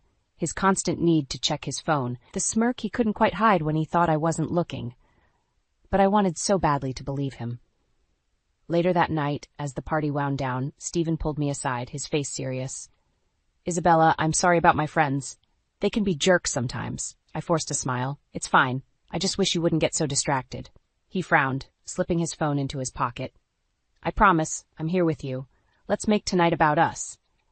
But the promises always fizzled. He had a knack for saying what I needed to hear, only to revert to his old ways once my guard was down. Months passed, and our engagement became a cycle of highs and lows.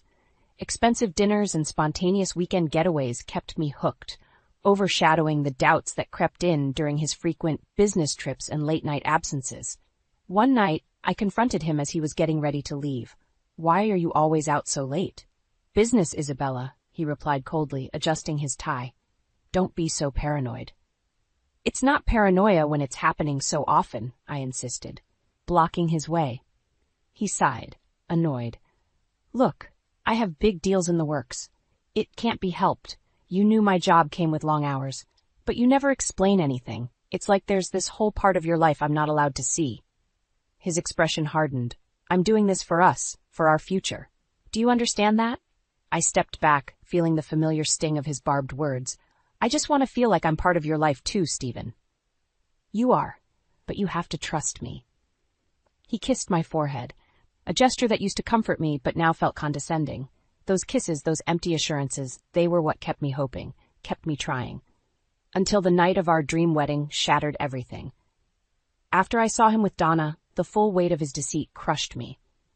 All those moments of doubt now made sense. Stephen had used me, played me. The anger simmered beneath my skin, fueling my resolve. Sitting in Layla's office later that week, I handed over a stack of documents. These are emails, text messages, everything that felt off to me. Layla skimmed through them, her brow furrowing. This is good, Isabella, but we need more. Bank statements, any financial records showing the transfers. We need to create a clear trail. I'll get them, I said firmly. I won't stop until I have everything. Layla nodded, determination matching my own. We're going to take him down. Every step I took now had a purpose. Stephen had thought he could use me and walk away unscathed. He was dead wrong. I was going to expose every lie, every manipulation. He would regret underestimating me. The game was on, and I was ready to play. I watched as Stephen became increasingly distant. It started with him coming home late, always muttering something about a client meeting running over or a sudden work emergency. At first, I believed him, or at least wanted to. One evening I couldn't ignore it any longer. He came in at midnight, reeking of alcohol.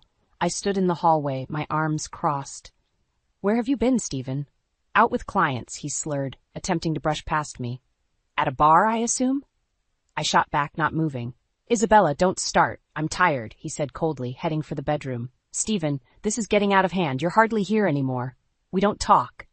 I don't see you. We talk, he snapped, turning to face me. You just choose to focus on the negative.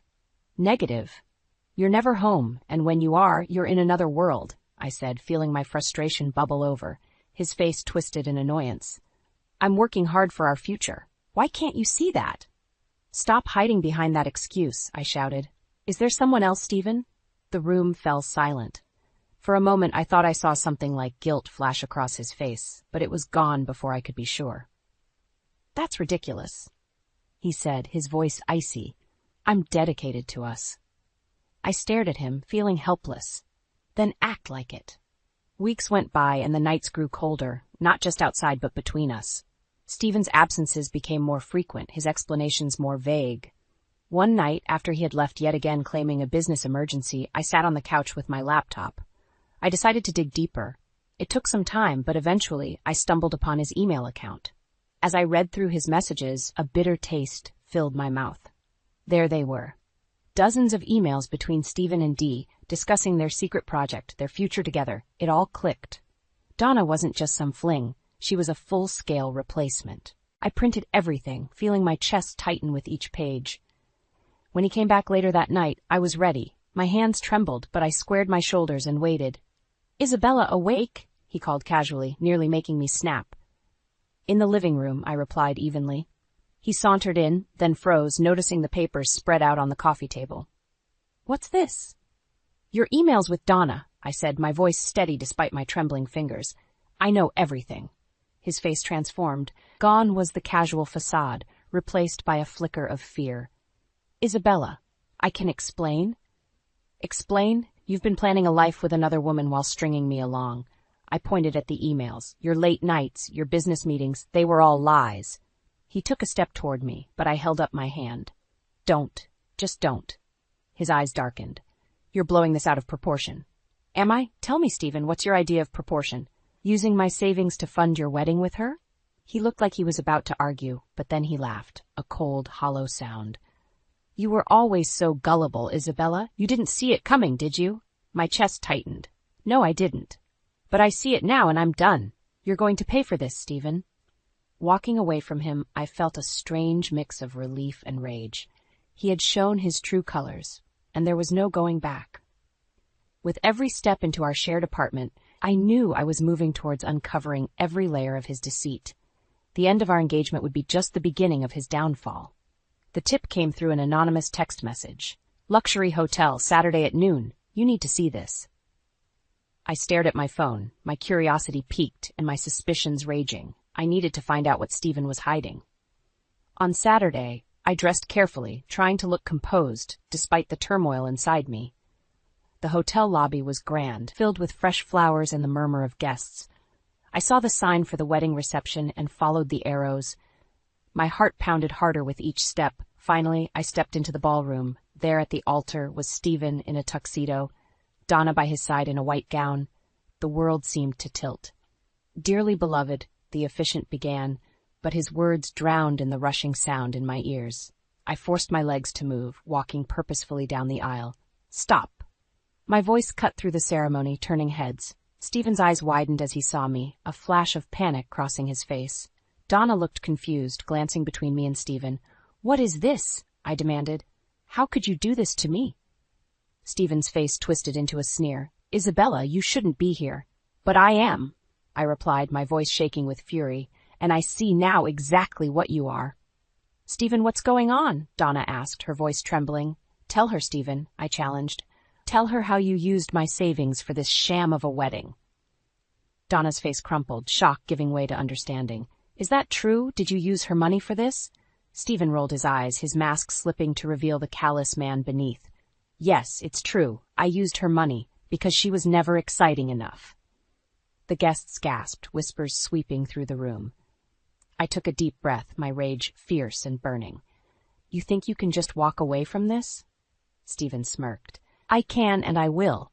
What are you going to do about it?" "You'll see," I said, my voice cold. "Everyone here will know what you did."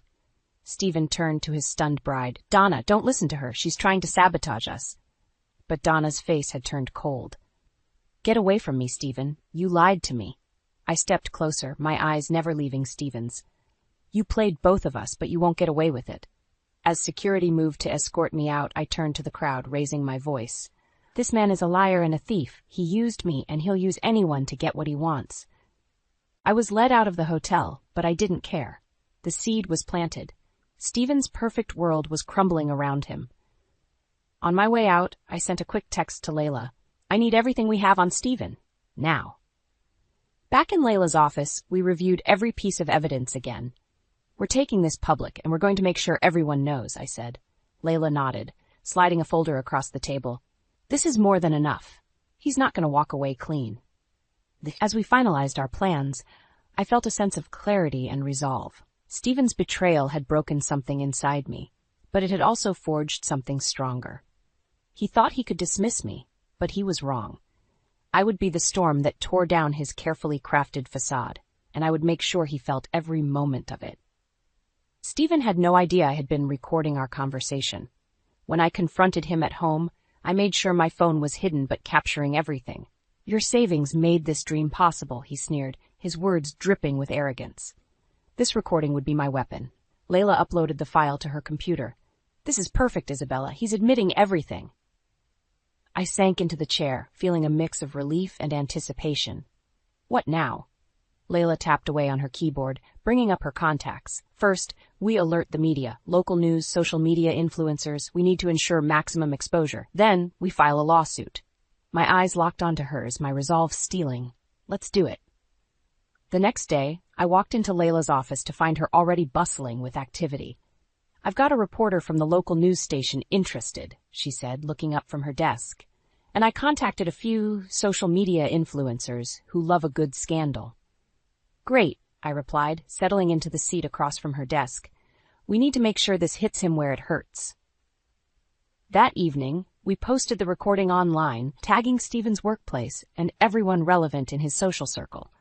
Within minutes, the post began to spread like wildfire. The following morning, Stephen burst into my office at work, his face red with anger. "What the hell did you do, Isabella?" I stood up, meeting his glare head on. "I exposed you. People deserve to know what kind of person you really are." "You think you can ruin me?" He spat, stepping closer. "You'll regret this." I held my ground. "No, Stephen, you'll regret this. You used me, you betrayed me, and now the world knows." As security escorted him out, Greg, a supportive coworker, approached me. "You all right?" I nodded, taking a deep breath. "I will be." That night, Layla and I watched as the news station aired the story. Footage of Stephen's confession played, followed by my account of our relationship and his betrayal. It was surreal watching my life unfold on screen. "He'll face consequences now," Layla said, squeezing my hand. "This is just the beginning." The following weeks were a whirlwind. Stephen's face was plastered everywhere, his reputation slowly crumbling. He was suspended from his job pending an investigation, and Donna publicly filed for an annulment. One afternoon, I received a call from a reporter wanting to do an in-depth interview. Sitting down with them, I reiterated my story, making sure every detail of Stephen's deceit was highlighted. "Do you feel justice has been served?" the reporter asked. "Not yet," I said firmly. "There's more to do." I continued meeting with Layla, collecting more evidence and planning the legal side of things. "We need to file a suit for emotional damages and theft," Layla explained. "We can also go after him for fraud." I nodded, determined. "Let's get everything we can." As we filed the lawsuit, the weight of my decision hit me. This fight wasn't just about revenge. It was about reclaiming my life, my dignity. Stephen thought he could use and discard me, but he underestimated my resolve. Back at home, I received a call from my parents. "You've always been strong, Isabella. We're proud of you," my dad said, his voice filled with warmth. "Thanks, Dad. I couldn't have done this without you and Mom." "Remember," Mom chimed in, "this is just a chapter in your life. You have many more to write." As I hung up, I felt a sense of closure. Stephen's actions had sparked a fire in me, one that wouldn't burn out anytime soon. This battle might be far from over, but I was ready to face whatever came next. My fight for justice was just beginning. The high-profile event was buzzing with energy. Every influential person in the city seemed to be there, and so was Stephen. I spotted him across the room, mingling and laughing, still playing the charming role he perfected over the years. Layla squeezed my arm. "Ready?"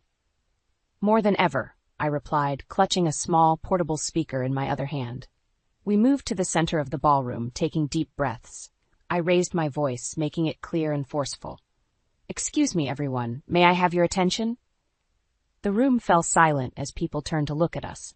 Stephen's smile froze, his eyes narrowing as he recognized me.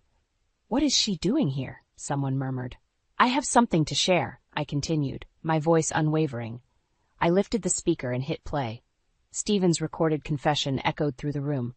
"Your savings made this dream possible," his voice sneered. Gasps filled the air, followed by whispers and shocked glances. I watched as Stephen's face turned from pale to an angry red. "Everyone, witness the man who used his fiancée's savings for another wedding," I announced, my voice cutting through the stunned silence. Stephen stormed towards me, eyes blazing. "What do you think you're doing, Isabella?" "Showing everyone who you really are," I retorted, meeting his gaze without flinching. "You think you can manipulate people, ruin lives, and walk away? Not anymore." Donna, who had been standing off to the side, approached us, her face ashen. "Isabella, is this true? Did he really use your money?" I nodded. "Every word of it. He never intended to marry me. It was all a lie." The crowd started to murmur again, louder this time. Stephen tried to grab my arm, but Layla stepped in, blocking him. "Don't you dare," she warned. "You have no right to do this," Stephen shouted. "I have every right," I snapped back. "You deceived me. You took everything. Now everyone knows." Donna turned to Stephen, tears streaming down her face. "I trusted you. How could you do this?" Stephen's face twisted in anger and desperation. "It wasn't like that, Donna. She's distorting the truth." "Am I?" I asked, holding up the phone still playing his confession. "You admitted it yourself." The room watched as Donna shook her head, stepping back from Stephen. "I can't believe I was so blind." Stephen looked around, realizing the tide had turned against him. His composed facade shattered. "You'll regret this," he hissed, his voice low and threatening. "Enough with the threats, Stephen," I replied coldly. "Your true colors are plain for everyone to see." A security guard approached, and at Layla's nod, he escorted Stephen out, who continued to rage and curse as he was led away. The crowd began to disperse, people still whispering and throwing curious looks my way. Layla turned to me, her eyes full of pride. "You did it, Isabella." "You exposed him." I nodded, feeling a strange mix of exhaustion and relief. "We did it." Over the next few weeks, the fallout was swift. Stephen lost his job and faced public disgrace. Donna went through with the annulment, and Layla pursued the legal action against him. The digital evidence we had collected, emails, bank transfers, and the recorded confession, painted a clear picture of his deceit. One evening, as I was sorting through some old photos, I received a text from Layla. "We're winning. His attempts to countersue have been dismissed." I smiled, a real smile, for the first time in what felt like forever. Revenge had never been my goal. Justice was. And now, with each passing day, it felt like I was reclaiming my life, piece by piece. I met with my parents for dinner. As I walked in, my father wrapped me in a warm hug. "You always had the strength, Isabella. We're proud of you." "Thanks, Dad. I have a long way to go, but I'm getting there." "We're here for you always," Mom added, her smile comforting. As we sat down to eat, I looked around at the faces of my family. For the first time in a long while, I felt at peace. This chapter of my life was closing, but a new one was beginning. And this time, I was the one writing it. The courtroom was tense as we waited for the verdict. Stephen sat a few rows away, his expression a mix of anger and defeat. My heart pounded, but I kept my composure, glancing at Layla for reassurance. The judge returned, and everyone rose. In the matter of Isabella Hart versus Stephen Anderson, the court finds in favor of the plaintiff, Isabella Hart. Mr. Anderson is hereby ordered to repay the stolen funds and compensate for emotional damages. A wave of relief washed over me as the judge continued, detailing the legal requirements Stephen would face. I glanced at him and saw his face turn ghostly pale. After the session, Stephen approached me in the hallway, his lawyer trailing behind. "Isabella, please, can we talk?" I shook my head. "There's nothing left to say, Stephen." He looked desperate. "I didn't mean for things to go this far. I'm sorry." "Sorry doesn't fix what you did," I replied, my voice steady. "You made your choices. Now you face the consequences." With that, I turned and walked away, feeling a weight lifting from my shoulders. Layla joined me, her eyes sparkling with triumph. "We did it, Isabella. Justice is served." "Thank you, Layla. I couldn't have done this without you." "Yes, you could have," she said with a smile, "but I'm glad I could help." The weeks following the trial brought a sense of closure. Stephen struggled to find work, his reputation in ruins. Donna quietly left town, seeking a fresh start away from the scandal. I spent more time with my parents, drawing strength from their unwavering support. One evening, over dinner, my dad looked at me with pride. "Isabella, you've come a long way. How are you feeling?" "I feel free," I admitted, smiling. "It's like a new chapter is beginning." "That's the spirit," Mom chimed in. "You've got the whole world ahead of you." Back at work, my colleagues treated me with newfound respect.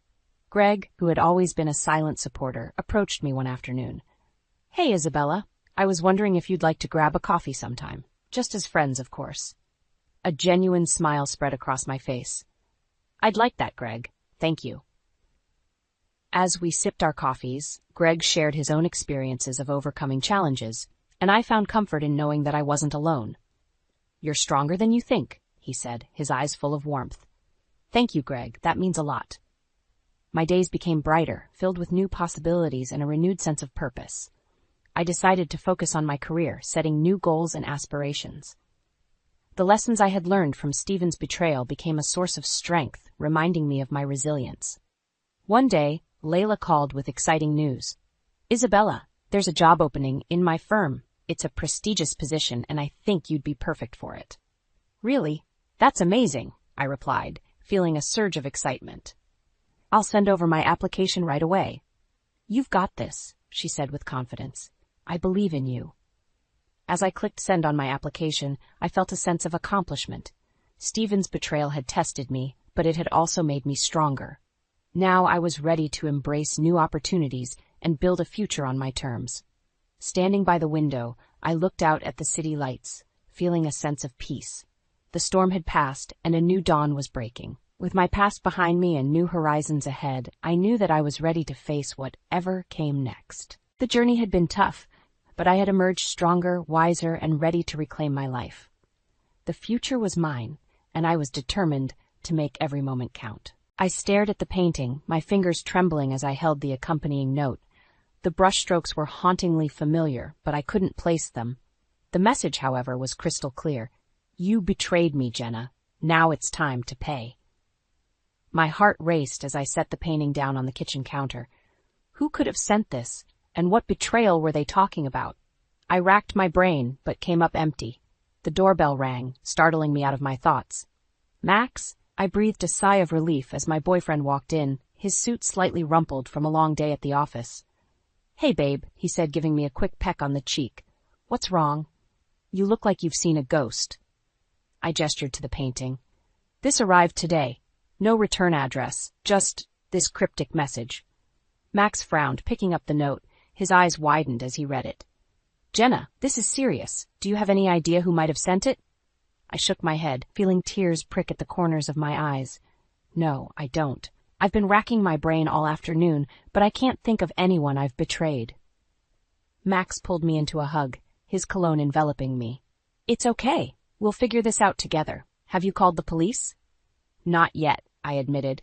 "I wanted to talk to you first. Do you think I should?" He nodded, his face serious. "Absolutely. This could be a threat, Jenna. We need to take it seriously." As Max dialed the police, I found myself staring at the painting again. It was a landscape, a serene meadow with a solitary tree in the center. But something about it felt off, almost sinister. "They're sending an officer over," Max said, hanging up the phone. He hesitated for a moment, then added, "Jenna, I've been thinking, maybe this is a sign." I turned to him, confused. "A sign of what?" He took my hands in his eyes intense. "A sign that we should get married. Present a united front against whoever's trying to intimidate you." I blinked, taken aback. "Max, I don't know. This is all happening so fast." I know, he said quickly. "But think about it. We've been together for 3 years. We live together. Marriage is the next logical step, right?" Before I could respond, there was a knock at the door. The police officer, a kind-faced woman in her 40s, listened patiently as we explained the situation. "We'll dust for prints," she said, bagging the painting and note. "In the meantime, Miss Carter, I'd advise you to be extra cautious. Keep your doors locked and report any suspicious activity immediately." After she left, Max turned to me again. "So, what do you think about getting married?" I sighed, running a hand through my hair. "Max, I love you, but this is a lot to process right now. Can we talk about it later?" He nodded, but I could see the disappointment in his eyes. "Of course. I'm sorry. I shouldn't have sprung that on you." As we settled in for the night, I couldn't shake the feeling of unease. The painting, the note, Max's sudden proposal, it all felt like the beginning of something bigger, something I wasn't sure I was ready for. My phone buzzed with a text from my mom. "Honey, are you okay? I had the strangest feeling something was wrong." I stared at the message, debating whether to tell her about the painting. Mom had always been my rock, especially after Dad died, but I didn't want to worry her unnecessarily. "Everything's fine, Mom," I typed back. "Just a busy day at work. Love you." As I set my phone down, I caught Max watching me from across the room. "You didn't tell your mom?" I shook my head. "Not yet. I don't want to worry her until we know more." He nodded, but something in his expression made me uneasy. It was almost as if he was relieved. I pushed the thought away, chalking it up to stress. But as I drifted off to sleep that night, the image of the painting haunted my dreams, along with a nagging feeling that my life was about to change in ways I couldn't begin to imagine. I stood in front of the mirror, smoothing down my dress for the 100th time. The engagement ring on my finger felt heavy, a constant reminder of the whirlwind past few days. "You look beautiful," Max said, coming up behind me and wrapping his arms around my waist. I forced a smile. "Thanks. I just want to make a good impression on your parents." He kissed my cheek. "They'll love you. How could they not?" As we drove to his parents' mansion, I couldn't shake the knot in my stomach. The mysterious painting was still fresh in my mind, and now I was about to meet my future in-laws for the first time. It felt like too much, too fast. "We're here," Max announced, pulling up to an imposing iron gate. It swung open, revealing a driveway that seemed to stretch for miles. I gasped as we approached the house, if you could call it that. It was more like a palace, all gleaming white stone and manicured gardens. "You grew up here?" I asked, suddenly feeling very small. Max shrugged. "It's just a house." But it wasn't just a house. It was a statement, a declaration of wealth and power that made me acutely aware of the vast difference in our backgrounds.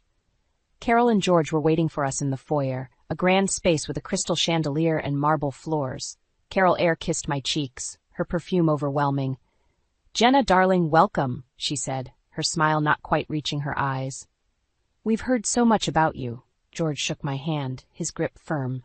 "So, you're the girl who's captured our Max's heart." We moved to the dining room, where a feast was laid out on fine china. As we ate, Carol peppered me with questions about my work, my family, my life.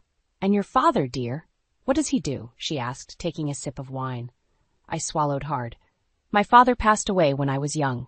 A heavy silence fell over the table. Carol and George exchanged a look I couldn't quite decipher. "I'm so sorry to hear that," George said, his tone oddly flat. "It must have been difficult, growing up without a father figure." I nodded, feeling a familiar ache in my chest. "It was, but my mom is amazing. She did everything she could for me." Carol raised an eyebrow. "Everything? I'm sure she tried her best, but a child needs both parents. Don't you agree, Max?" I turned to Max, expecting him to defend me, to say something, anything, but he just stared at his plate, silent. "I think Jenna turned out just fine," I said, my voice tight. "My mom made sure I never felt like I was missing out on anything." George chuckled, the sound grating on my nerves. "Of course, dear, but surely you can see why we might be concerned. Max comes from a complete family. We always hoped he'd marry into one as well." I felt like I'd been slapped. "Excuse me?"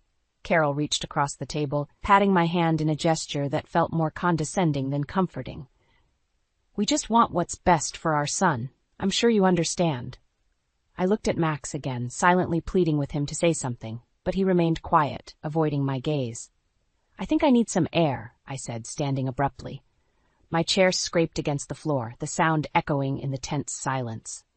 I hurried out to the garden, my heart pounding. The cool night air did little to calm the storm of emotions raging inside me.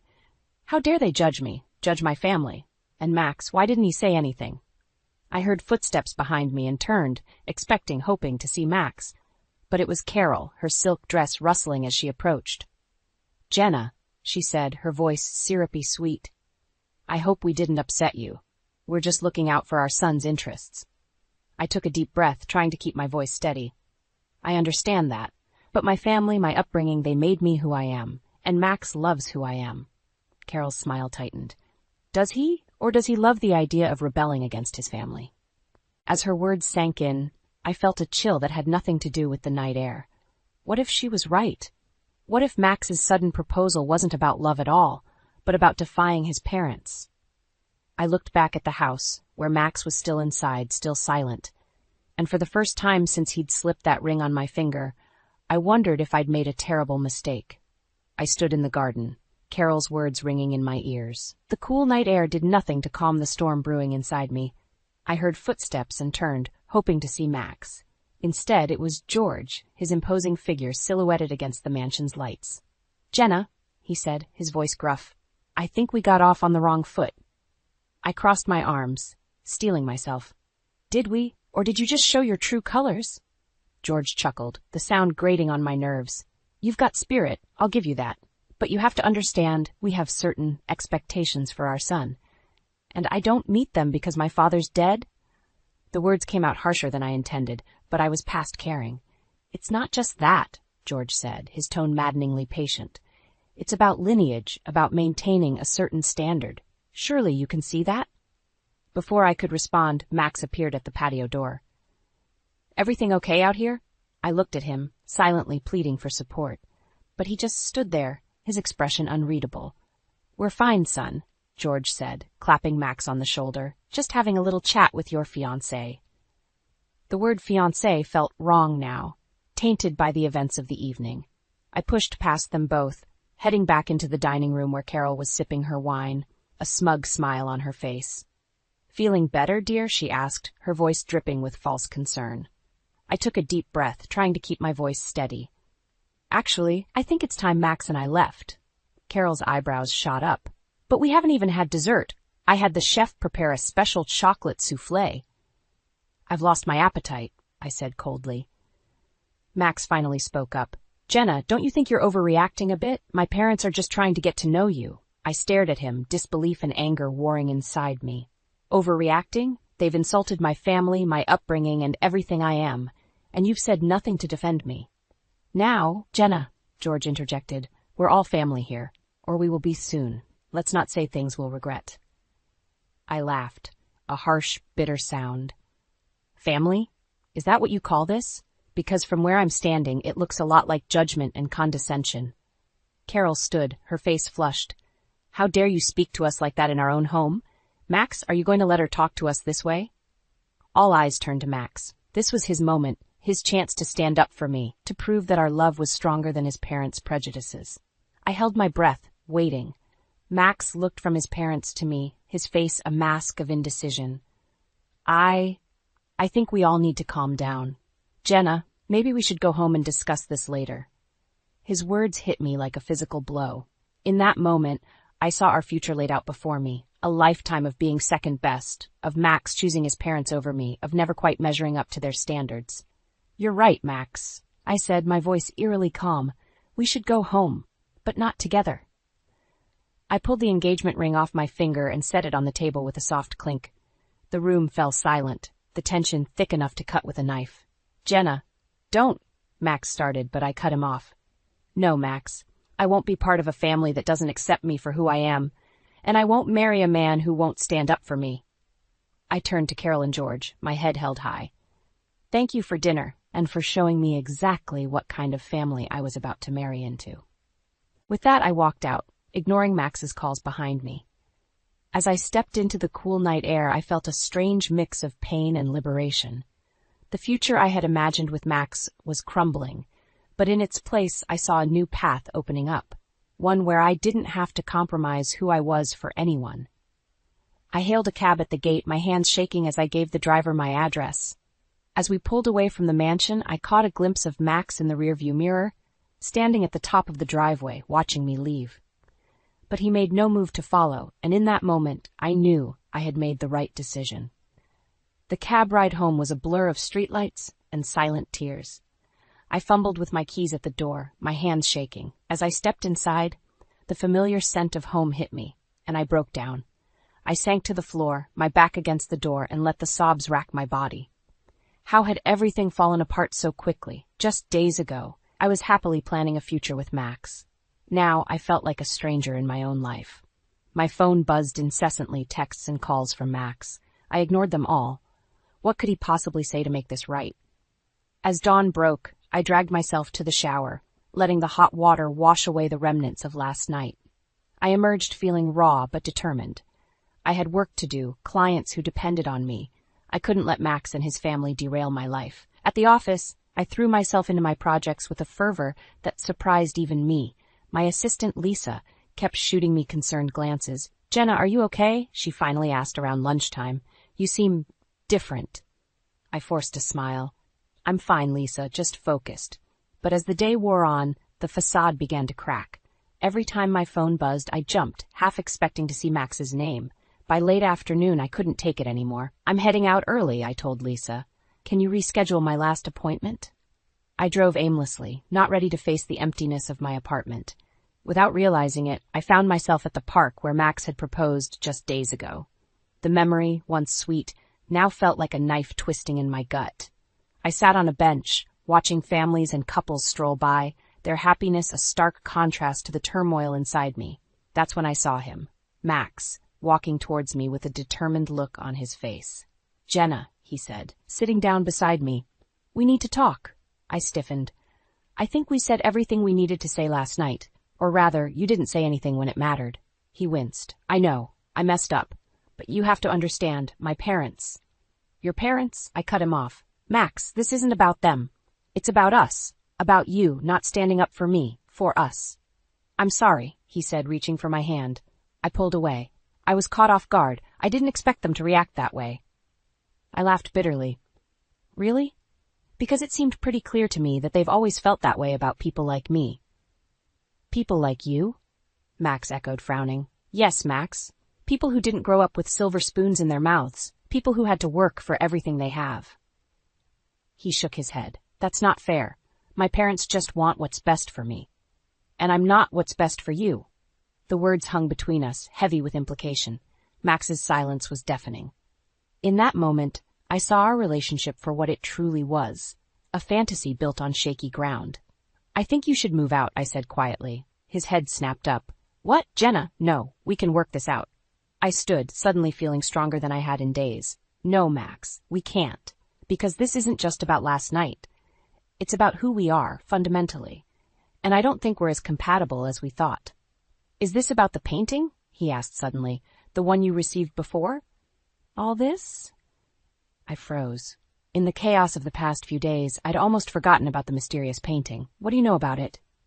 Max looked away, his expression guilty. Nothing. I wondered if it had anything to do with your decision. But I could see it in his eyes. He was hiding something. The realization hit me like a punch to the gut. Max knew more than he was letting on about the painting and who sent it. I think you should leave now, I said, my voice cold. And when I get home, I expect your things to be gone. As I walked away, leaving Max on the bench, I felt a strange mix of pain and liberation. The future I had imagined was crumbling, but in its place a new determination was forming. I would get to the bottom of this mystery, with or without Max, and I would do it on my own terms. I stood outside my mother's modest house, my hand hovering over the doorbell. The weight of the past few days pressed down on me, making even this simple action feel monumental. Finally, I pressed the button, hearing the familiar chime inside. Mom opened the door, her face lighting up before quickly shifting to concern. "Jenna, honey, what's wrong?" I crumbled into her arms, the tears I'd been holding back finally breaking free. She guided me inside, settling me on the worn couch that had been a source of comfort throughout my childhood. "It's over, Mom," I choked out between sobs. "Max and we're done."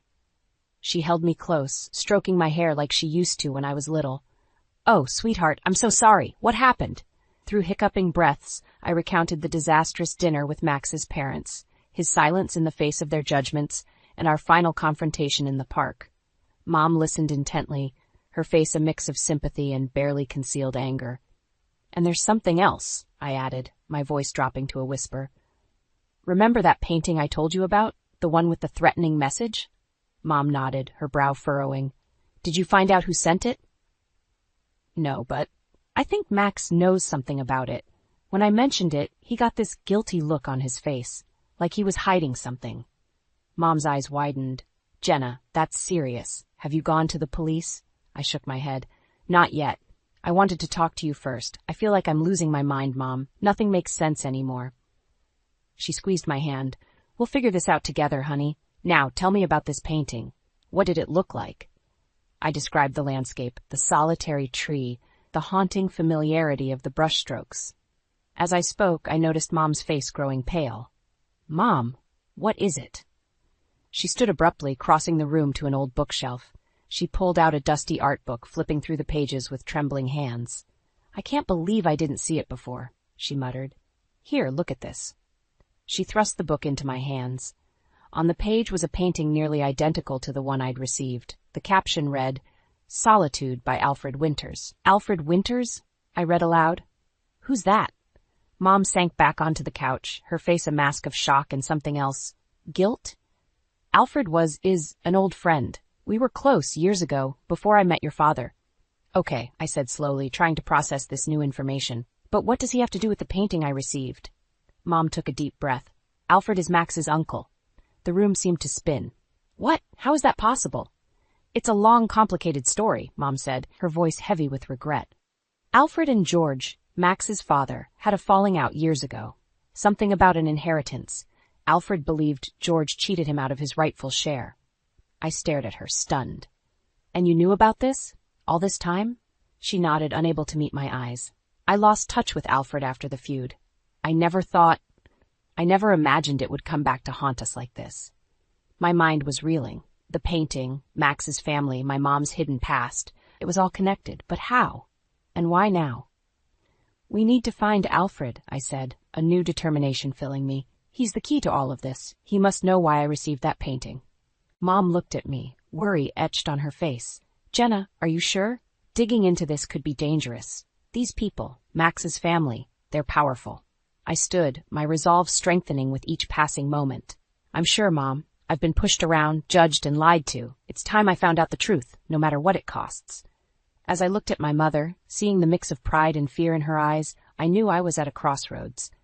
The path ahead was uncertain, possibly dangerous. But for the first time in days, I felt a sense of purpose. "Will you help me?" I asked, extending my hand to her. Mom hesitated for just a moment before taking my hand, her grip firm and reassuring. Always, honey. We'll face this together. As we began to plan our next move, I couldn't shake the feeling that we were about to uncover secrets that would change everything. But I was ready.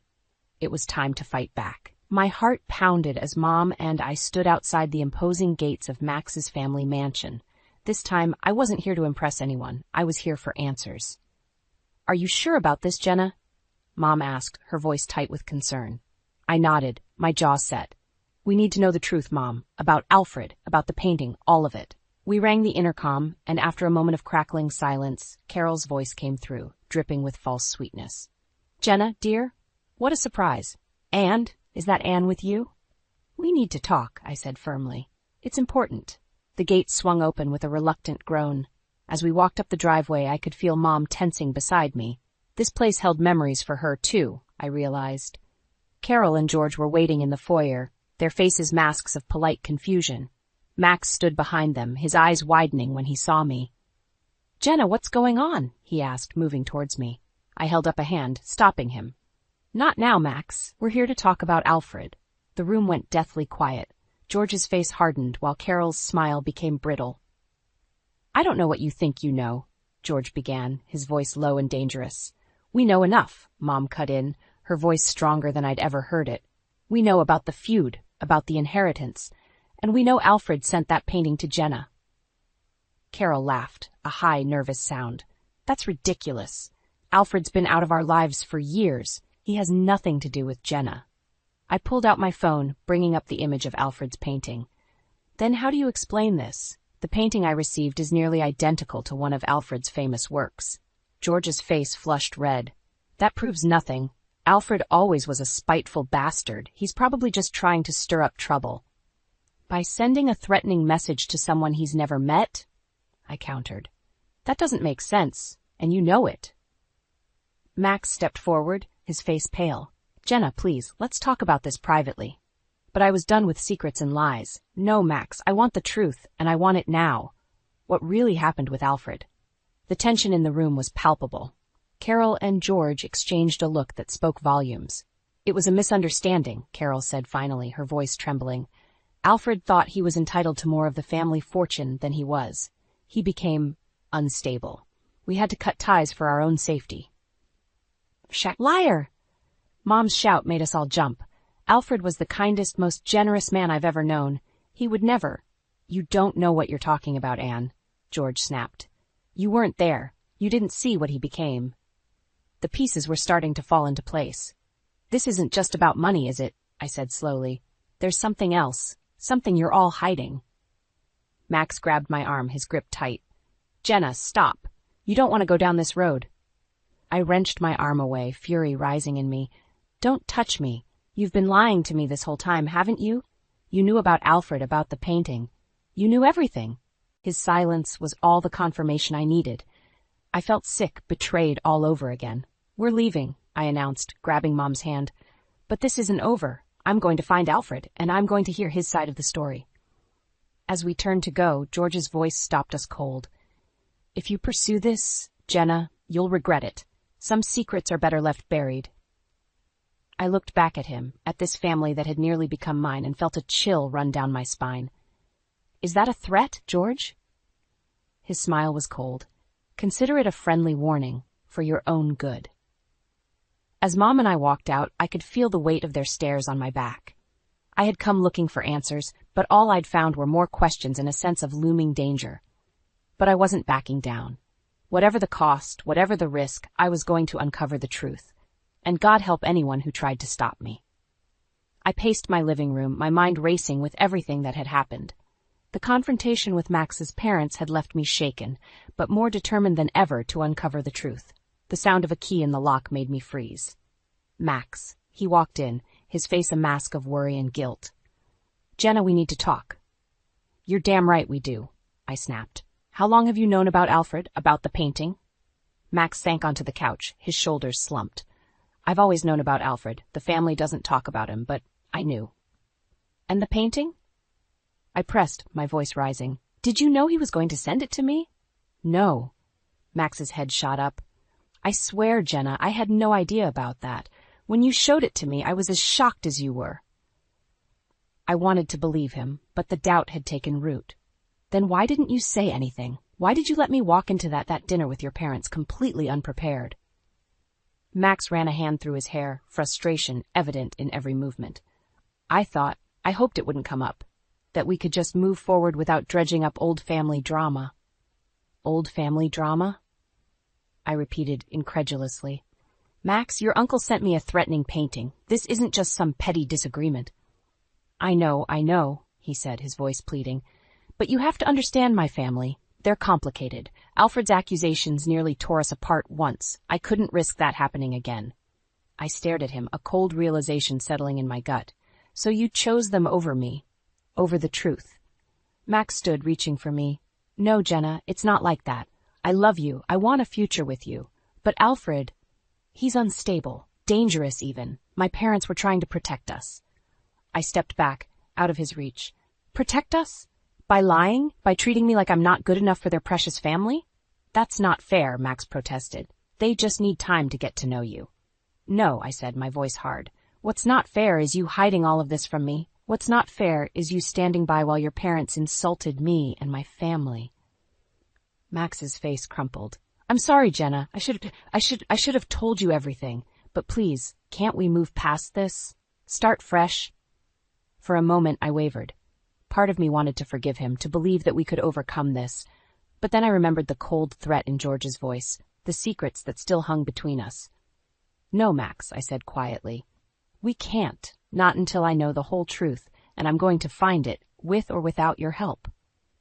His eyes widened. What are you going to do? I'm going to find Alfred, I declared. I'm going to hear his side of the story. Jenna, no, Max pleaded. You don't know what you're getting into. Alfred is dangerous. He could hurt you. I laughed bitterly. Hurt me? The only people who've hurt me lately are you and your family.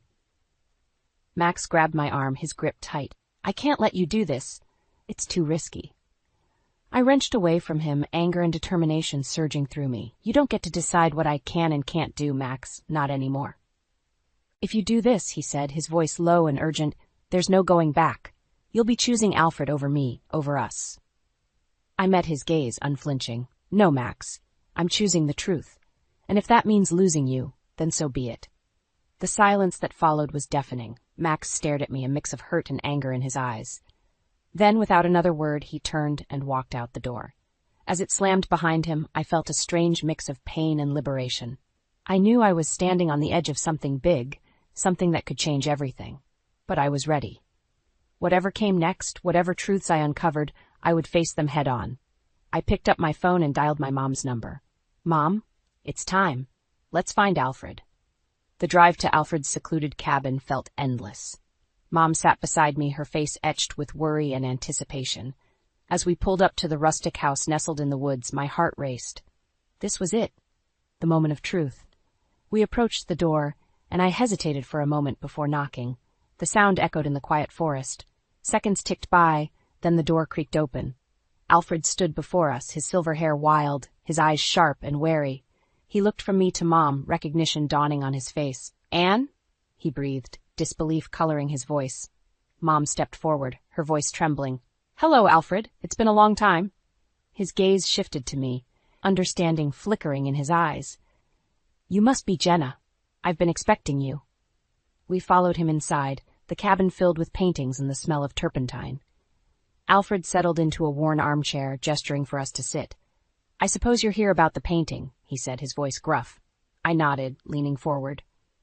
Why did you send it to me? What did you mean by that message? Alfred's eyes clouded with pain. I thought you were in on it, that you knew about George's deception and were helping to cover it up. In on what? I pressed.